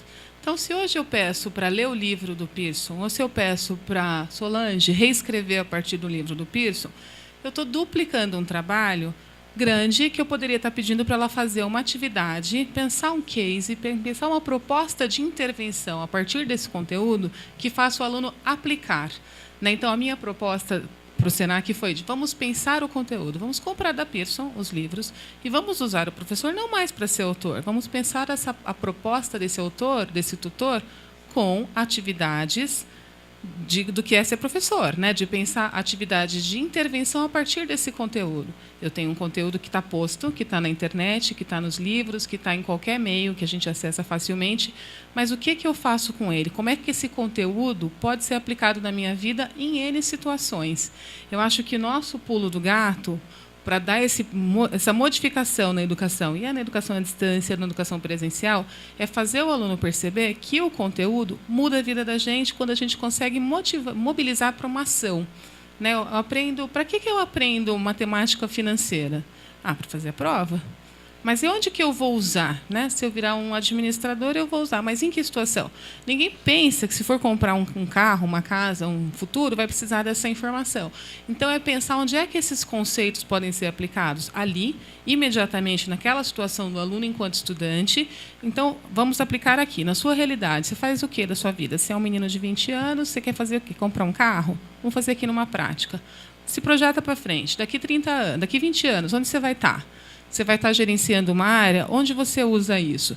É tentar usar essas habilidades do professor para pensar a prática, a ação desse conteúdo, né? Então, como é que a gente mobiliza essa ação? Eu acho que a gente está patinando muito nisso. Concordo total com você, a gente ainda está no conteúdo. A nossa visão ainda está de que, se você interiorizar, né, absorver, a gente pensa que o aluno é uma esponja, vai absorver um conteúdo e isso vai modificar. E não é. A gente está num conceito ainda, acho que está generalizada essa informação. A gente sabe que está errado, mas a gente não está conseguindo modificar esse paradigma. A gente está muito fechado numa informação de que o MEC pede assim, a gente quer passar nas avaliações do MEC, vamos fazer assim. Acho que as instituições ainda têm um ranço de estamos em função de uma avaliação, estamos buscando talvez um mercado, mas ainda não estamos buscando uma movimentação e uma competência para o mundo, para esse aluno. Eu concordo, acho que sua aluna falou que a gente talvez quisesse falar, quisesse responder, mas eu também acho que a gente está no modelo errado. Acho que a gente tem que pensar mais o professor buscando avaliações inteligentes e motivando o aluno para a ação, e não para pensar em memorizar conteúdos. Essa reinvenção da roda, né, que eu costumo falar, também foi uma questão que me pegou. Foi o meu primeiro desafio lá na Universidade de Guarulhos, porque a gente estava desenhando o projeto pedagógico que ia para credenciar. E, na época, a gente estava conversando com um especialista, e eu sou totalmente contra essa reprodução dos conteúdos. E aí eu falei, vamos trabalhar com um roteiro de estudos, né? Porque hoje a gente tem conteúdo bom, né? A gente tem uma biblioteca digital vasta, a gente tem como organizar esse tipo de... O professor tem essas habilidades, porque é isso que ele faz em sala de aula também, né? O professor, ele vai, prepara a sua aula, ele busca cases, jornais, matérias que referenciam com o conteúdo do dia a dia. Por que no EAD tem que ser tão engessado que num semestre o conteúdo já está desatualizado para o segundo semestre? Só que aí ele falou essa questão. Porque assim fica mais fácil para o MEC entender qual que é o seu conteúdo didático, porque tem um requisito que fala se o conteúdo didático é assim, assim, assado. E a gente tinha que fazer. Uma outra questão, material impresso. Aí eu falei, gente, isso não existe. Eu vou entregar uma apostila para o aluno. Não, mas é porque assim é mais fácil a gente cumprir certas legislações. Então, muitas vezes, a gente acaba refazendo e muitas vezes, o que, de fato, a gente... Não que a gente desacredite, porque eu acho que o aluno, às vezes, quando você dá alguma coisa não tangível, às vezes ele fala, falta conteúdo, né? É muito engraçado, porque da mesma forma que a gente fala, ele fala, não quero ler a apostila de 100 páginas, se a gente der 5, ele vai falar que não tem conteúdo para estudar para a prova, né? Então, eu acho que a gente está... E eu brinco muito que há alguns anos a gente está numa mudança de geração muito louca. Assim. A gente está trabalhando com oferta de cursos para alunos que estão acostumados com impresso, com uma leitura, um estudo linear, e a gente está recebendo muitos alunos que já têm uma inteligência de conexão, né? E para a gente que passa isso, né, e perpasse com o nosso objetivo principal, que é ensinar, de fato, é muito desafiador. A gente, no final das contas, a gente tem que fazer os dois. A gente faz o que tem que fazer para passar, né, e para, de fato, atender quem quer ler as 200 páginas que a gente produz, e a gente também tem que motivar, sim, que o professor faça esses links, produza, reproduza ou, de fato, selecione materiais disponíveis para complementar aquilo que a gente oferece. Então, hoje, eu defendo essas duas linhas, que a gente, de fato, tem que atender. E, no final, a gente não faz o que a gente quer, né? A gente faz o que o mercado demanda. Então, hoje, a gente tem públicos diversos. Não adianta a gente... Eu fiz uma experiência na Embi Morumbi ainda, quando eu estava lá com algumas turmas de 20% EAD, que a gente tinha o conteúdo multimídia, em flash, todo animado, e a apostila PDF que o aluno baixava. Então, numa turma, eu coloquei só o flash lá animado, que era o conteúdo integral. E na outra, eu só coloquei a apostila. Na da apostila, nenhuma reclamação. Na que tinha a flash, todo mundo pedia o bendito do conteúdo lá para eles lerem linearmente. E num público de 20 e poucos anos, né? Então, eu acho que a gente tem essas resistências e a gente sabe que a aluna ela pode ter razão, ok, o seu conteúdo está lá na internet, mas ela tem um discernimento para pegar aquele conteúdo e aprender de fato, ou extrair o que é importante. Acho que o papel do professor é esse, né? Não é, de fato, inventar, chegar na frente e inventar uma teoria, mas sim fazer esse link com o dia a dia. Deixa eu só complementar uma coisa. Acho que um modelo que a gente fez também lá no Senac para pós-graduação, né? Porque na graduação a gente fez o texto integral. Então, pensando que o aluno vem mais cru, né? Então ele precisa de um texto mais mastigado um pouquinho, vamos dizer assim, com mais explicações, que o professor reescreva com mais facilitação para ele. Então, a gente faz a apostila integralmente, o professor escreve as 180 páginas sozinhos. Na pós-graduação, a gente falou, não, é uma pessoa de mercado, é importante que ele leia também os clássicos. Então, vamos fazer uma proposta diferente. A gente faz, o aluno lê os livros, a gente tem umas assinaturas de biblioteca digital, então, a gente coloca assim, na aula ele lê 6 páginas de uma obra da biblioteca digital, ou um livro, ou um artigo científico, um trabalho de mestrado, de doutorado, e o professor faz o que a gente chama de texto contextualizador. Ele dá contexto para aquela leitura do aluno, entendendo que ele lê o clássico, que ele lê a obra original, que o professor só faz um fechamento, uma aplicação de prática ali. Mesmo aluno de pós-graduação tem muita reclamação. Assim, o livro é muito difícil, não dá para entender. Se não fosse texto contextualizador, nossa, eu sairia dessa disciplina sem entender nada. Aluno de pós-graduação, gente. Então, assim, passou por uma graduação. Então, quando eu vim com essa ideia, meu gestor falou assim, que lindo, na Europa vai funcionar. Ainda no Brasil, a gente tem uma educação de base muito deficitária, né? Então, se a gente espera essa escrita do professor, ainda é preciso, né? Então, quando a gente fala, eu vejo a sua disciplina, eu vejo na internet, mas ele ainda precisa dessa escrita do professor mais direcionada, porque talvez os clássicos, a leitura no original, eles ainda não tenham condição por falta de uma educação básica que não deu conta das capacidades de interpretação de um texto formal. Então, nessa escrita que vocês vão fazendo aí, enquanto autores, tem que dar conta de dizer e explicar, né? O conceito e a explicação. Isto significa que marketing é tal, tal, tal. Significa que, né? Porque às vezes a pessoa não consegue fazer a conexão. E a gente se espantou bastante quando a gente traçou esses paralelos e é uma outra estratégia que a gente tem que rever, porque a gente recebeu muitas reclamações, porque o aluno não queria mais ler as obras, precisava que o professor ficasse explicando no detalhe para ele. Então, talvez a gente ainda não tenha dado esse passo. É isso aí. É a famosa frase que falam que nós estamos no mundo digital e a escola o ensino analógico. Então, enquanto não mudar... Enfim. Alguém gostaria de fazer uma pergunta? Quer falar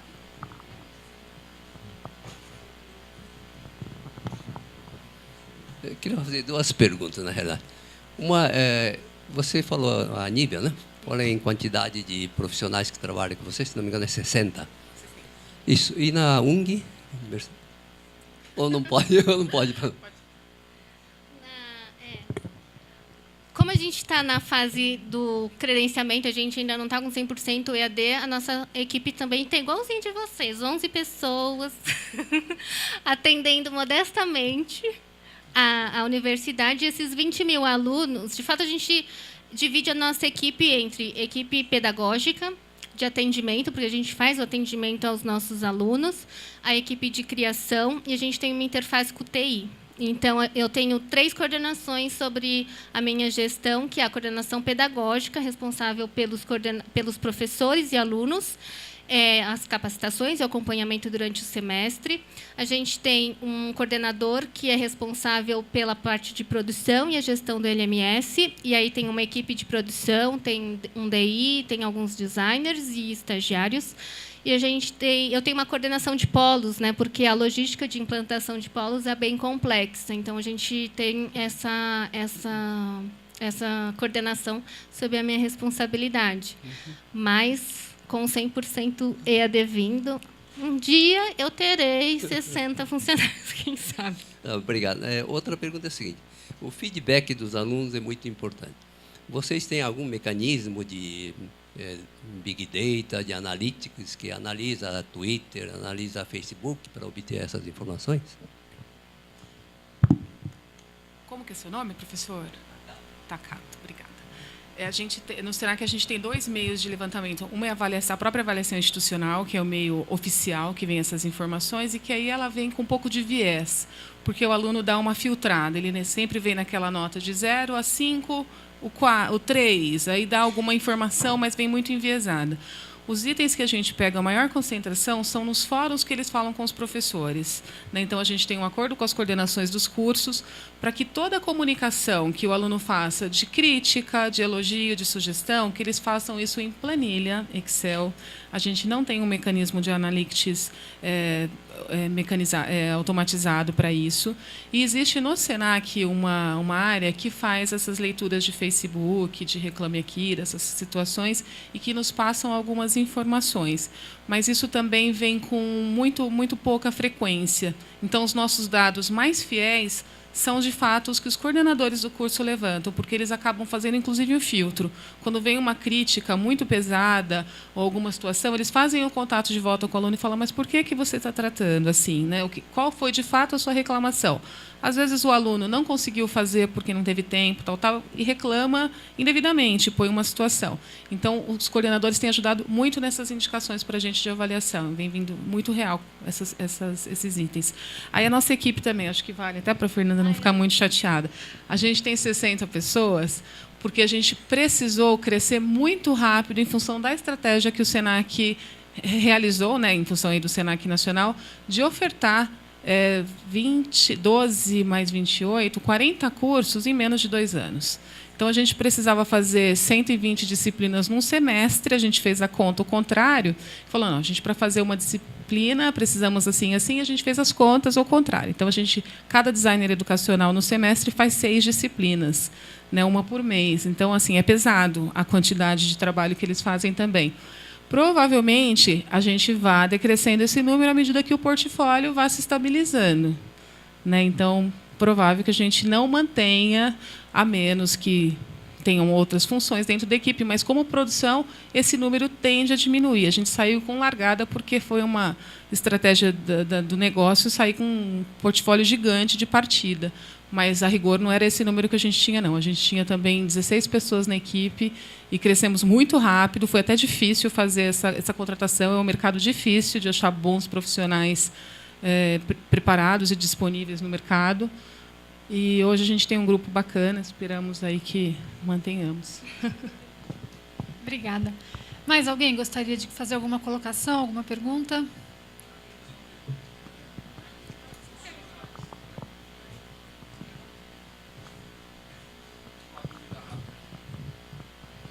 Eu queria saber como é que funciona, no caso da EAD, o papel do professor tutor, a tutoria em EAD, como é que isso funciona? O tutor,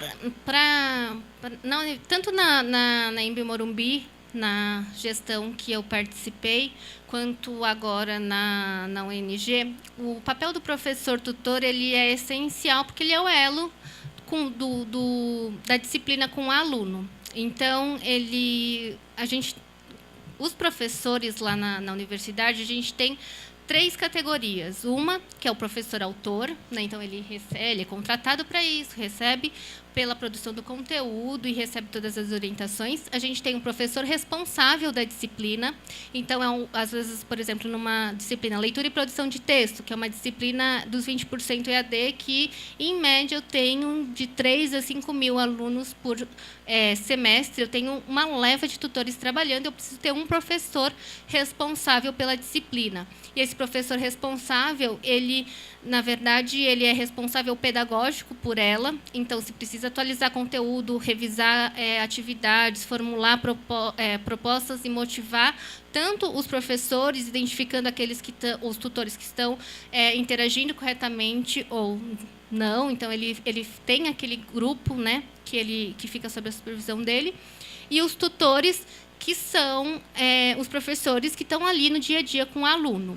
A gente, tanto na Embi quanto na Universidade de Guarulhos, eu implantei um programa que eu falo que é o Programa de Qualidade em Tutoria, que é um programa que especifica o que o professor tem que fazer semanalmente. O professor Nelson Furquim está aqui, ele participou de parte dessas atividades, e a gente disponibiliza para o professor o roteiro de trabalho dele durante o semestre.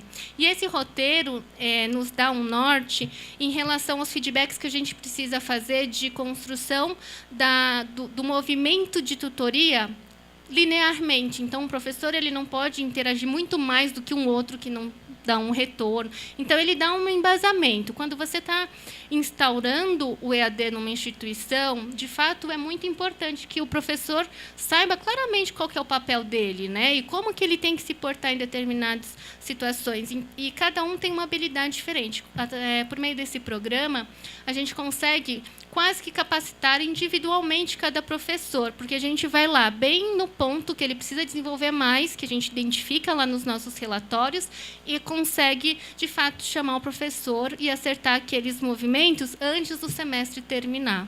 Então, a gente tem o nosso programa de acompanhamento docente, ele é gradativo. Ele não acontece no começo do semestre, a gente não larga ele e depois, no final, a gente retoma o que ele fez de errado ou não. A gente vai fazendo esse acompanhamento durante todo o semestre.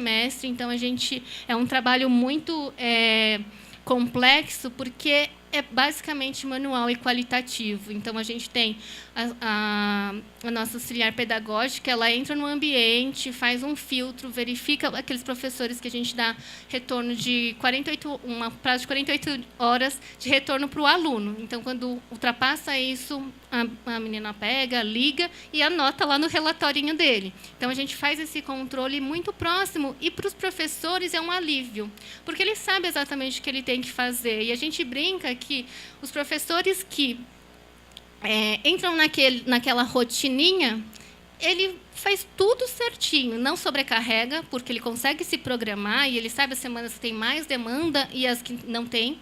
E de fato, ele consegue fazer e se pontuar muito bem. Lá na UNB, a gente tinha o programa de qualidade, a gente tinha rankings de professores, e aí todo mundo queria estar entre os nota 10 lá. Então, a gente tinha até uma premiaçãozinha, que às vezes era uma caneta, um caderno, alguma coisinha, né, que dava um estímulo mesmo na reunião de gestão, de coordenação no começo do semestre. A gente colocava na tela, os professores nota 10, e aí a gente dava os brindes, e aí era engraçado que o professor que tirava 9,5, ele já ficava muito bravo e queria lá, não, mas eu respondi, queria ver onde que ele tinha errado, mas era algo saudável. A gente brinca assim, né, tipo, mas era muito saudável, e de fato os professores, eles todos queriam ser nota 10, e quando a gente começou esse programa, era muito engraçado, porque a gente tinha as curvas de nota, né? No começo estava lá todo mundo abaixo de 6, tal, e no final estava quase todo mundo nota 10. Aí eu falei, tem que rever esses critérios e aumentar, que não vou ter caneta para todo mundo. Mas esse foi um estímulo que deu certo, e, de fato, esse acompanhamento é muito importante. E até na rotina dos professores, porque a gente brinca que a cada semestre, fala que aluno é que nem professor, né? Professor é que nem aluno às vezes, tem que ficar repetindo, agora a gente tem que fazer de novo. Então, a cada semestre, de fato, a gente instaura, e muitas vezes a gente inclui algum recurso, algum treinamento, algum estímulo. Então, a produção de podcast, videocast, sempre vai incluindo uma novidade aí no programa, para, de fato, ir promovendo a capacitação gradativa e sequenciada desses professores. O SENAC não é muito diferente, a gente não tem esse programa, mas o professor tutor, a rigor, ele não produz conteúdo, então o conteudista faz o básico da disciplina, né? Então, o material textual, os vídeos, as atividades já estão prontinhas no ambiente, e ele cabe a tarefa de mediação. Então, ele faz as discussões de fórum, ele faz as avaliações, as correções e as feedbacks das avaliações. Ele pode incluir materiais adicionais, mas ele não pode suprimir nada que está no ambiente. Então, ele está percebendo que a dinâmica da turma é muito acelerada, pede um material extra, ele pode fazer isso na turma dele com autonomia. Discute com o coordenador se ele tem uma dúvida ou outra, mas ele pode fazer isso. Ele trabalha no SENAC, apesar da disciplina ser à distância, presencialmente. Ele precisa estar fisicamente no horário de trabalho dele. E como a gente tem algumas discrepâncias assim do modelo de trabalho, então, se a aula dele é segunda-feira, a gente não tem essa facilidade que tem, por exemplo, na UNG. Nem sempre a gente consegue falar, você vai ser atendido em 24 horas. É obedecido um pouquinho do calendário de trabalho. Não passa de 48. Então, o aluno vai saber que, sei lá, disciplina de introdução ao direito, o atendimento do professor é às segundas e às sextas-feiras. Então, se ele precisar falar com alguém quarta e quinta, ele sabe que o professor não tem dias de trabalho e que ele espera até a sexta-feira. Não é legal, o ideal seria que fosse a cada 24 horas, mas como isso é combinado, ele aceita bem. né? Então, o professor tem aqueles prazos combinados. Existe um guia, né, um manual do que ele deve fazer. Entrar nos dias de trabalho dele, responder individualmente as perguntas dos alunos, responder as dúvidas de fórum, fazer as correções nos prazos certos e webconferências em tempo real, chat, por meio de áudio com os alunos. Então, essas são as principais aplicações do tutor. Obrigada. Mais uma? Vamos lá. Olá, boa tarde. Meu nome é Eliette. Eu participei de um projeto há 15 anos atrás, era da FEA com a Abril, era bastante inovador na área de e-learning. Naquela época, eles trouxeram uma pessoa da Open University para fazer a formação dos tutores, né? E eu participei dessa formação. E o número que eles tinham lá, com relação a número de alunos, que era importante para o tutor ter um bom domínio, era de 30 alunos por cada turma. Aí você me falou 100 alunos, você citou esse nome. E eu queria saber, assim, na IMB também é um número grande e vocês avaliam, mudou alguma coisa, porque são 15 anos, né? Mudou o perfil do tutor ou da própria educação à distância? Ou se vocês fizeram algum controle de qualidade que comprometa esse dinamismo que o tutor tem que ter para instigar as pessoas a procurarem. Eu queria que você me falasse um pouquinho dessa sua experiência com 100 alunos que está batendo. Essa também foi minha experiência, Eliette. Eu também sou tutora de alguns projetos à distância e sempre foi esse o número que a gente trabalhou, de 30 alunos, o que já não é pouco se você vai fazer esse atendimento, porque é quase um coach. Um aluno individualmente te entregando, um aluno individualmente. Os alunos falam demais com você quando está no movimento à distância, porque especialmente alguns ambientes, e o Moodle é um deles, né, que você pode chamar o professor numa caixinha no particular, e aí você faz perguntas diversas, você fala ou aberto no fórum, ou você chama o professor e fica debatendo horas com ele, coisas que na sala de aula nem sempre é possível acontecer. E esse é o modelo certo, mais adequado, com 30 alunos, quando você tem esse modelo de atendimento mais personalizado, que a gente chama. E é um modelo de trabalho muito mais caro, porque eu tenho que cobrar uma mensalidade mais alta. Era um modelo que a gente tinha no Senac até 2012. Então, a mensalidade do presencial era R$ 700, do à distância era 680, vamos dizer assim. Era muito próximo. Só que a gente teve uma inversão, né, do modelo de negócios e a gente entrou para concorrer com a Unopar, Unitins, todas essas que vendem cursos de graduação, R$ 200, R$ 220, e não cabia essa conta, porque não fechava o modelo de negócio. A gente tem mensalidade de R$ 275. Na hora que fizemos as planilhas financeiras, não dava. Então, assim, para se equilibrar, a gente precisava de 80 alunos. E aí os gestores nos chamaram e falaram: você tem que pensar uma modelagem, né, pedagógica que dê conta de colocar 80 alunos, no mínimo, numa sala com um professor. Né, a gente chorou bastante, reclamou, vou rasgar o diploma, fizemos tentativas de greve, mas nada resolveu. E aí a gente falou: não, vamos pensar um modelo de buscar no grupo, de buscar as interações sociais e de otimizar a gestão disso. E aí a gente foi para os testes automáticos, que a gente usa isso do Blackboard, que a gente achou que não ia dar certo, mas os alunos gostam muito. A autoavaliação, que é pontuada, ele recebe uma nota por se autoavaliar e o coordenador do curso faz uma mediação com eles. E essa única avaliação, que essa é o que a gente dá mais tempo para o professor fazer os feedbacks e devolve para ele, e a prova que é presencial e é 60% da nota. Então, 40% da avaliação dele online é baseada em uma atividade única, 20% da nota dele, e 20% entre testes online e autoavaliação. Então, 40% do resto da nota dele ficou concentrado dessa forma. Os fóruns e os chats que ele faz e troca entre o grupo, a gente não avalia, coisa que fazíamos antigamente. E avaliar pressupunha muita participação, nem sempre muita qualidade, porque participava por ponto e, assim, se trazia alguma coisa, eu concordo com fulano, inclusive, veja o link. Aí copiava um link cheio de informação, fazia o professor ler, às vezes, uma coisa que estava desconectado do assunto. Então, o professor tinha muito trabalho, mas nem sempre com uma qualidade tão bacana. No começo, muito legal, mas o curso de longa duração, de 2 anos, 2 anos e meio, 4 anos como é pedagogia, como é administração, a gente pensou que essas obrigatoriedades na discussão do fórum e do chat não seria legal atrelar a nota. Vai para o chat, vai para o fórum. Quem quer discutir, pelo potencial do conhecer. Quero discutir porque eu quero aprender com isso, vai me servir para o mercado, vai me servir para me preparar melhor para a prova, e não porque eu vou ganhar um pontinho, meio pontinho com isso. Os pontos estão em outra forma de trabalho.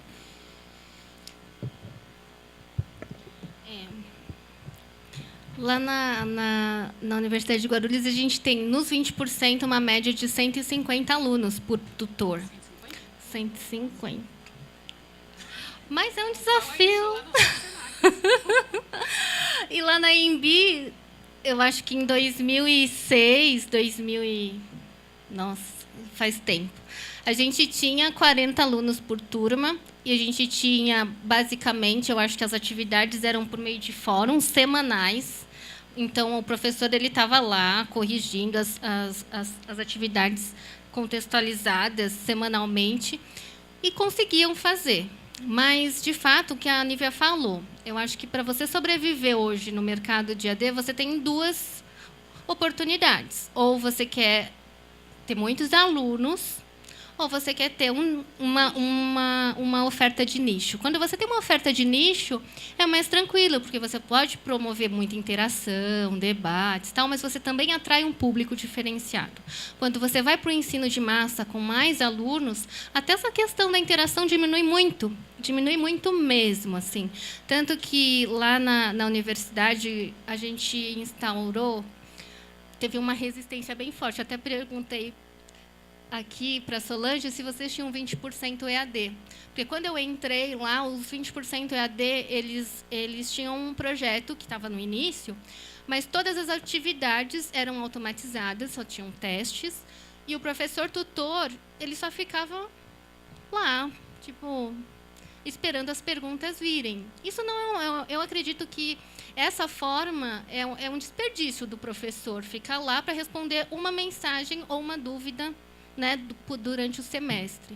Aí a gente fez uma alteração na metodologia, né? Então veio eu contratei uma coordenadora pedagógica, que ela veio com uma proposta de avaliação contextualizada, a gente avalia fóruns, a gente tem um processo de avaliação das atividades online que compõe de testes, fórum e uma atividade contextualizada, que é a produção individual.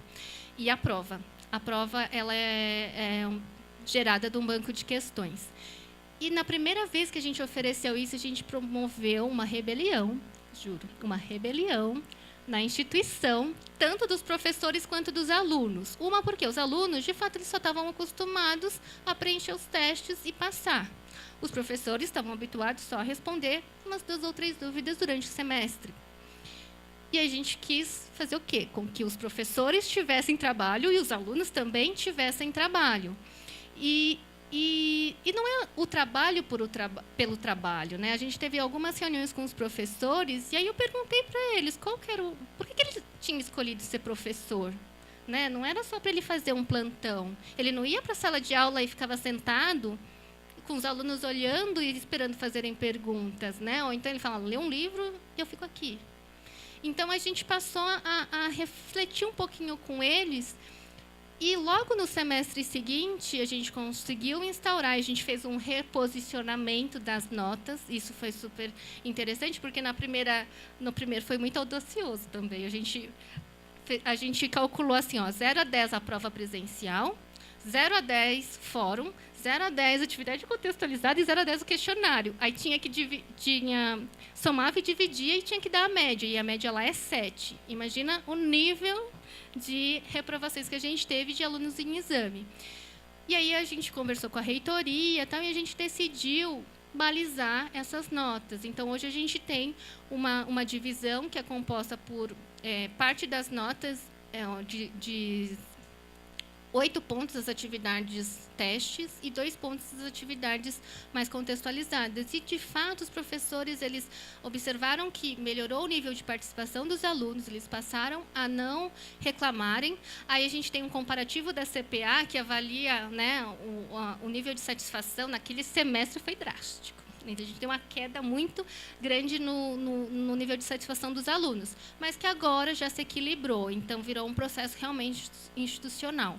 Para o 100% EAD, a gente também está prevendo que a gente tenha esse número de alunos. Mas, como a Nívia falou, 100% EAD exige uma continuidade, né? Então, o aluno ele faz 5 disciplinas por semestre, online, depois mais 5, mais 5, mais 5. Então, a gente vai diversificar um pouco, tanto na atuação do professor, que a gente tem uma proposta que ela é... que agora eu não sei, porque nós fomos comprados pelo Grupo Ser no final do ano, então, na proposta que a gente apresentou, o tutor seria meio que um coaching mesmo. Então, no primeiro e segundo semestre, o primeiro curso é da graduação tecnológica em RH.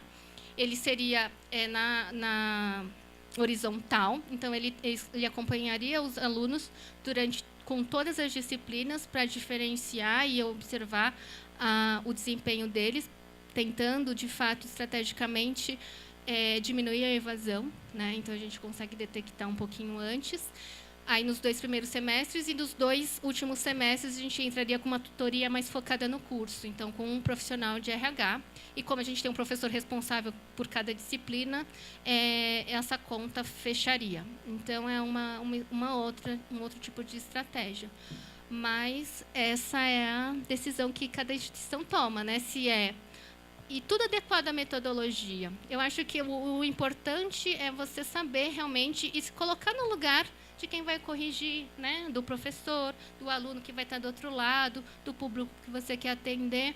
Mas eu acredito que os alunos, é o que eu falo, quando você quer aprender, se aprende, né? Independente do que for.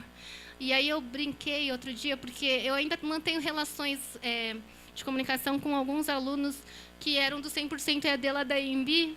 E aí a gente tinha um curso de gastronomia, que todo mundo fala, uau, o curso de gastronomia EAD, deu uma polêmica na hora que a gente lançou. E aí uma das alunas da primeira turma me procurou no Facebook e me falou, Fernanda, você tutora da primeira turma de gastronomia que abriu na Unicesumar, que, coincidentemente, é um coordenador amigo nosso lá, que está trabalhando no projeto. E aí eu até brinquei com ela, que eu falei assim, eu sempre disse que os melhores tutores ainda estão por vir também, porque são os que foram alunos online, o cara que sentiu lá o que é passar 4 semestres, 8 semestres, às vezes o curso de graduação é muito longo, né? E geralmente a gente precisa identificar mesmo com o aluno. Eu acho que hoje a gente percebe nos professores que vêm procurando fazer especializações em EAD, muitos professores acabam fazendo. E depois que ele passa a ser aluno, ele passa, de fato, a melhorar a sua postura como professor online. Eu acho que todo mundo poderia passar por essa experiência para se sentir como um aluno, né? Porque a gente foi aluno do presencial e sabe ser bom professor do presencial. Então, o bom professor do online, eu acho que poderia, de fato, ser um requisito obrigatório, né? Ter passado por uma turma online para sentir na pele como é ser um aluno online do outro lado. Mas é um desafio bom. Eu brinco que poucos professores pediram para sair da tutoria. Muito obrigada. Bom, nós já chegamos aqui no final do nosso tempo. Eu agradeço muito pela contribuição, por nos ajudar a montar o quebra-cabeça, as peças que vocês nos forneceram. Colocar umas peças a mais. Elas vão encaixar com aquelas que nós temos. Tá? Eu agradeço a participação de vocês e muito obrigada. Espero que a gente tenha outros momentos de parceria.